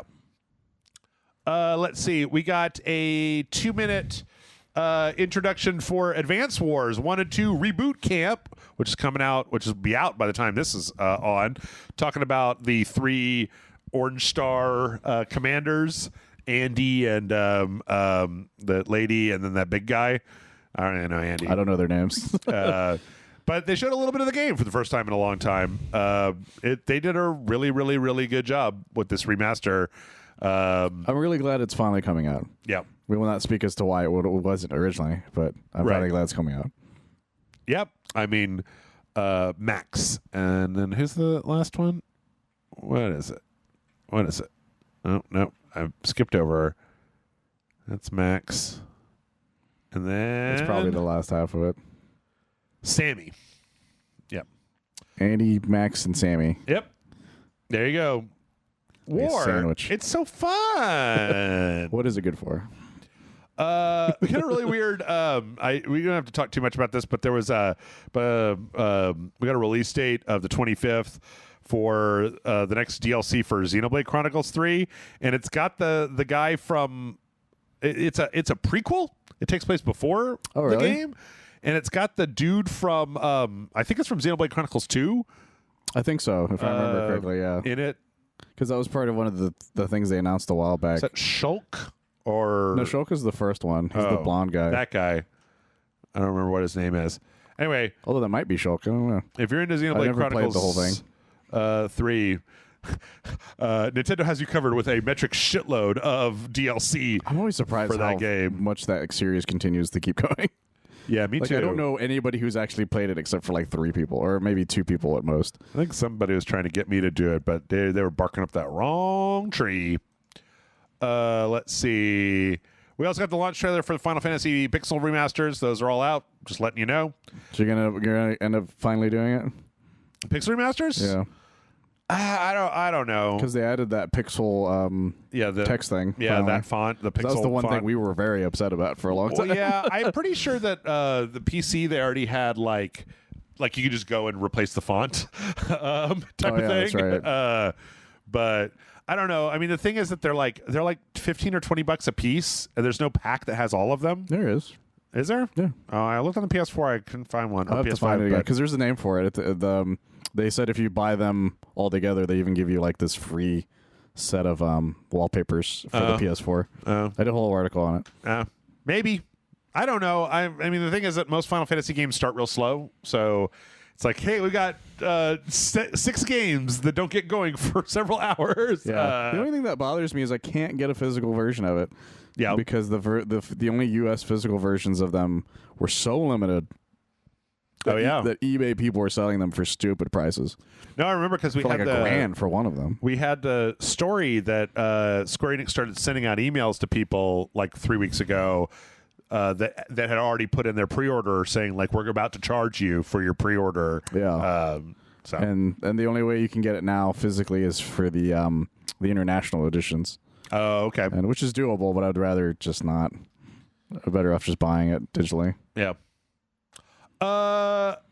Sonic's got some new Lego sets. Apparently, Sonic already had some Lego sets, but now has like some serious Lego sets. Well, I know it was part of those. There's a specific website that Lego has, where you can make a Lego set, essentially, and then people vote on whether or not it'll become an official Lego set. Right. And I think this was one of them. Okay. I think that's how the Friends and the Seinfeld one happened. Sonic has some Legos. There's a few different sets. There's like a Tails set with his airplane. There's like an Amy set with her like animal rescue, and then there's like a weird little Lego like cheese wheel that you put Sonic in, and then you can like bash him out through some rings. Because it's supposed to be like how he runs, essentially. Yeah, it's the only way they can make that sort of work in a Lego scheme. Yep. So kind of like the way they did that Mario thing with like the digital thing. Oh, right, with the little like jumping on guys. Yep. Yeah, I mean, you know, if you're into Sonic, I guess, sure. This the ad for this has Sonic just being a big asshole the entire time, and I'm just like, I hate you, Sonic. I hate you so much. Buy my stuff. Yep. Let's see. Outside of that, we got this is how slow the news week was. We got some announcements of things that were coming to Game Pass. Outside of Redfall and the last case of Benedict Fox. We also found out that we're getting Blaze Blue Cross Tag Battle Special Edition, Cassette Beasts, Homestead Arcana, and Medieval Dynasty, as well as Coffee Talk Episode 2, which are all coming out in the next couple of weeks. So that's nice of them. Yep. The new game from the Myst developers, Firmament, got a release date that's coming out on May 18th. So it's the first thing from them in a while. It looks very, very, very much like Myst. Yeah, 100% just looks like Myst. It's just like walking around and you're going to solve some puzzles. And these guys found their thing, and they're not about to deviate and make like a Castlevania strategy game or anything. Yeah. Like, which, fine for them. As long as they didn't call it like Gist. Oh man, I would totally play a Castlevania Tactics game. That's how we got that Metal Slug Tactics game. Yeah, that shit hasn't come out yet. The day before, we talked about that before, has announced they're going to have a beta. Is it still being called the day before? Yes. Apparently, they're still going for it. I think that they're in like, I think that they're figuring out what the cost is to the rights holder to get that shit. Makes sense. Apparently, they said that no, they're still releasing on November 10th, and at some point before that, they're going to have a beta, Michael. Ooh. What point? Nobody knows. Who knows? Maybe they stole the beta too. Huzzah. Remedy's got a new logo. This caught me off guard, to be honest. Yep. The Remedy, the bullet logo was more of like a Max Payne thing, and so now they have this new one where it's kind of an R with another R inside of it. I don't know. It's a modern logo. It looks a little better than the old bullet one. I saw it more as like a series of mirrors. Oh, okay. Kind of thing. Yeah. And I think that works for what they're, because based on the way that a lot of their games are very strange. Yeah. I felt like that would probably lend to what they ended up doing. Like looking through a dark mirror. Yeah, basically. And I think it works I think it works a lot better than some of the other like new logos people do. Yep. Like that Rooster Teeth one that makes it look like a food place. What was the one? Was it Bandai Namco that had that terrible logo redesign, or Atlas, or there was some Japanese company that had a really bad logo redesign? I don't remember what it was, but I know what you're talking about. Yep. But yeah, a lot of places will rebrand and they'll make them way worse. True. All right. Did you see this? No. Okay. So I said I had another Konami story. Konami has... Okay, there's a website called Online Ceramics. Okay? This website makes merch, and they make it in a very specific way. What the fuck? Badly. Like, they make it intentionally, like, it looks bad. It looks very bad. Okay. Oh, okay. And it's made to look like it has to be made on purpose this way, okay? Because of the different things that they've made. It's made to look like what somebody would make if they had a Redbubble account and like mom's AOL CD. Oh. However, the strange thing about it is that Konami licensed them to make a bunch of Silent Hill 2 merchandise. They licensed it? Now, I'm going to show you what this shit looks like. This is what it looks like.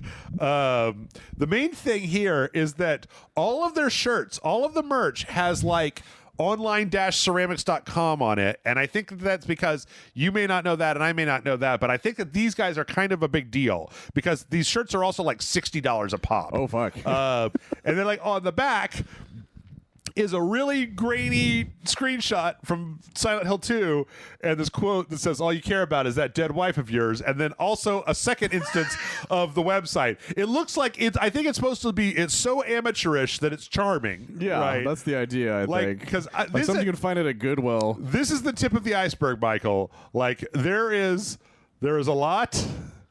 There are a lot of these. They look like shit you would buy at a flea market. Yeah. In the 80s. Some of them look absolutely ridiculous. Like I kind of love the fact that they did this. Like complete horse shit. Like totally. Like I bought this at a mall. It's in an unlicensed store that just printed out like a screenshot. Yeah, it's like those dudes who make those like really weird like SpongeBob weed shirts. Look at this. With it on the arm. In my restless dreams, I see that town, Silent Hill, with Maria just like cut out. I love and it was this. like, here's their logo, Michael. Here's their logo. Here's their website, and here's their logo a third time on the front of the shirt. That's like, so fucking crazy. And it goes. It keeps. Yeah, it just keeps going. It just keeps going. There's a lot of these shirts, and they have models wearing them. Here's Silent Hill 1, where it's just the box art. Just the untainted Silent Hill 1 PlayStation 1 box art. And then the back has this weird, like an online slideshow of character models. Is that just the quotes from the back? What is that? It says, young something. I think it's the description of the game. I think so. From the back of the back of the box. Yes. Here's some pants with Silent Hill 2 remake. Oh my god, those pants are amazing on the side. Holy shit! And they're like cargo pants or something, or they're like Dickies or something. Yeah, they're real big. Here's some underwear. It's just a pair of boxer shorts that say Silent Hill 2, but it also has the online ceramics logo, which is also terrible, like front and center. I recommend everybody go look at this website. Here's a mouse pad. This looks exactly like something I could make myself at a bad Redbubble store. 100%. I kind of love it. This mugs. There's mugs. Oh my god. Yep. And here's some of the other stuff that they've made. Like that's so fucked. There was one that was like for Spring Breakers. Oh, jeez. Like that movie? That old movie with, what's his face? James Franco? Yeah, James Franco. It's one of Selena Gomez's first things outside of Disney. And like, yeah. So I'm relatively sure, I saw this originally and I was like, oh, somebody fucked up. But like, no. It has to be on purpose. Like this shit was this way on purpose. It's because it's surreal. Right. I think that's what they're going for. Right. Because it's got, like, it could only be this bad and there could only be this much of it if we've looped back around to like, that's so funny, I've got to own it. Like, 100%. It's so terrible that's that I must have what it. They're going for. So, in good news, in better news, we got some mods. Somebody took the original Pokemon game and remade it in like the HD 2D version. Oh, like the way the dungeon, like Octopath Traveler or Triangle Strategy. That's fascinating. It's pretty cool. Like it does make you wonder. Like there's not very many. I think there's like 4 of these, and they did the same thing with Chrono Trigger. Chrono Trigger. That would make sense. It's from DOTT 3D pixel artists. And they like doing this stuff, but it's kind of cool though. Like, it kind of makes you wonder, like, if they could get this normalized to a place where you could really like just do stuff like in this style very easily. If Nintendo did a remake like that, I would totally play it. Of the OG Pokemons. 100%. Especially if it was yellow. Hell, man, it is raining super hard now. Yep. Damn it. Sorry, Michael. I gotta drive in this. In other mod news, The Last of Us as a first-person shooter. Ooh. Now I can stare them in their eyes as I stab them. Yeah. What's interesting is that this is like very much an alpha since it's out on the PC. Okay. And it's just like they've done no additional work. It's just like we put the camera on Joel's eyes. Oh, okay. So there's no aiming to speak of. And there's some stuff that's obscured. But, you know, as a basic proof of concept, it's pretty good. The weird thing is that there's no crosshair. Oh, yeah. So you just kind of have to aim from like a hip fire because there also isn't like an iron sights. But it's kind of interesting. I would actually be somewhat interested in replaying Last of Us in this mode because it's so different. Like, that's the main thing is I've already 100%. played Last of Us a lot of times, so... I would only play it on, like, the easiest mode, though, because of the loss of vision. Oh, yeah, definitely. I mean, it needs a lot more work. Because, like, part of Last of Us is hiding behind stuff, right? Yeah, 100%. And so you'd have to have a way to look around corners when you're in first person. Or, I don't know, maybe like Rainbow Six Vegas, zoom out to third and then go back into first. Yeah, that would be what I would suggest. But that would be hard to, to put in. But yeah, the way he holds his pistol, like, really shows how, like, it's not designed that way. Yeah. Because it's, like, way off to one side. Yeah. Yep. Yep. Let's see. And then last on the mod front, some group of crazies, Team Beef, from Team Beef's video channel, ported Jedi Knight 2 Jedi Outcast to full VR. Oh, wow. And they even went through, it's got mod support. It also has the ability to, like, you can map your force powers, then you use hand motions with your left hand to, like, force push or force pull or do, like, lightning and stuff. God, that looks like a lot of fun. And you can, like, throw. And because it's VR, like, it's okay that it looks kind of crappy, right? Because you're going to be all up in there. Looks pretty cool, though, right? Apparently this will work on, like, the Oculus Quest, not the... not the Quest, just the Oculus VR 2. Oh, okay. So, but yeah, it's pretty cool. That looks great, actually. It looks pretty fun. I don't know why they only made that one, that Vader, or no, they made the Star Wars Adventure thing. The Vader and then the Outer Rim thing. Right. And that was the only two VR things they've done, like, legitimately. They just need to make a full-on lightsaber game. They should. Kylo Ren, the early years. We finally hit the technology where that could be a lot more fun than it used to be. Yeah. So... And that's the podcast. We managed to get right to 2 hours. So Thanks everybody for watching. Michael, why don't you tell all the fine folks of the internet where they can find you when you're not over here helping me go over these news dregs. You can find me on BetterLostSouls.net. I do their video game articles on every Monday through Friday, 8:30 a.m. Central Time. Okay. And you guys already know where to find me because you're listening to this podcast, but you can also go to patreon.com/RageSelect. Help us out. Kick us some bucks if you like. That's it. Now I have to figure out how, when, where, and how to walk my dog in this horrible rainstorm. Stay dry. Stay dry, everybody, but not too dry. Stay the appropriate amount of dry, everybody. I don't know what the fuck I'm talking about. Bye.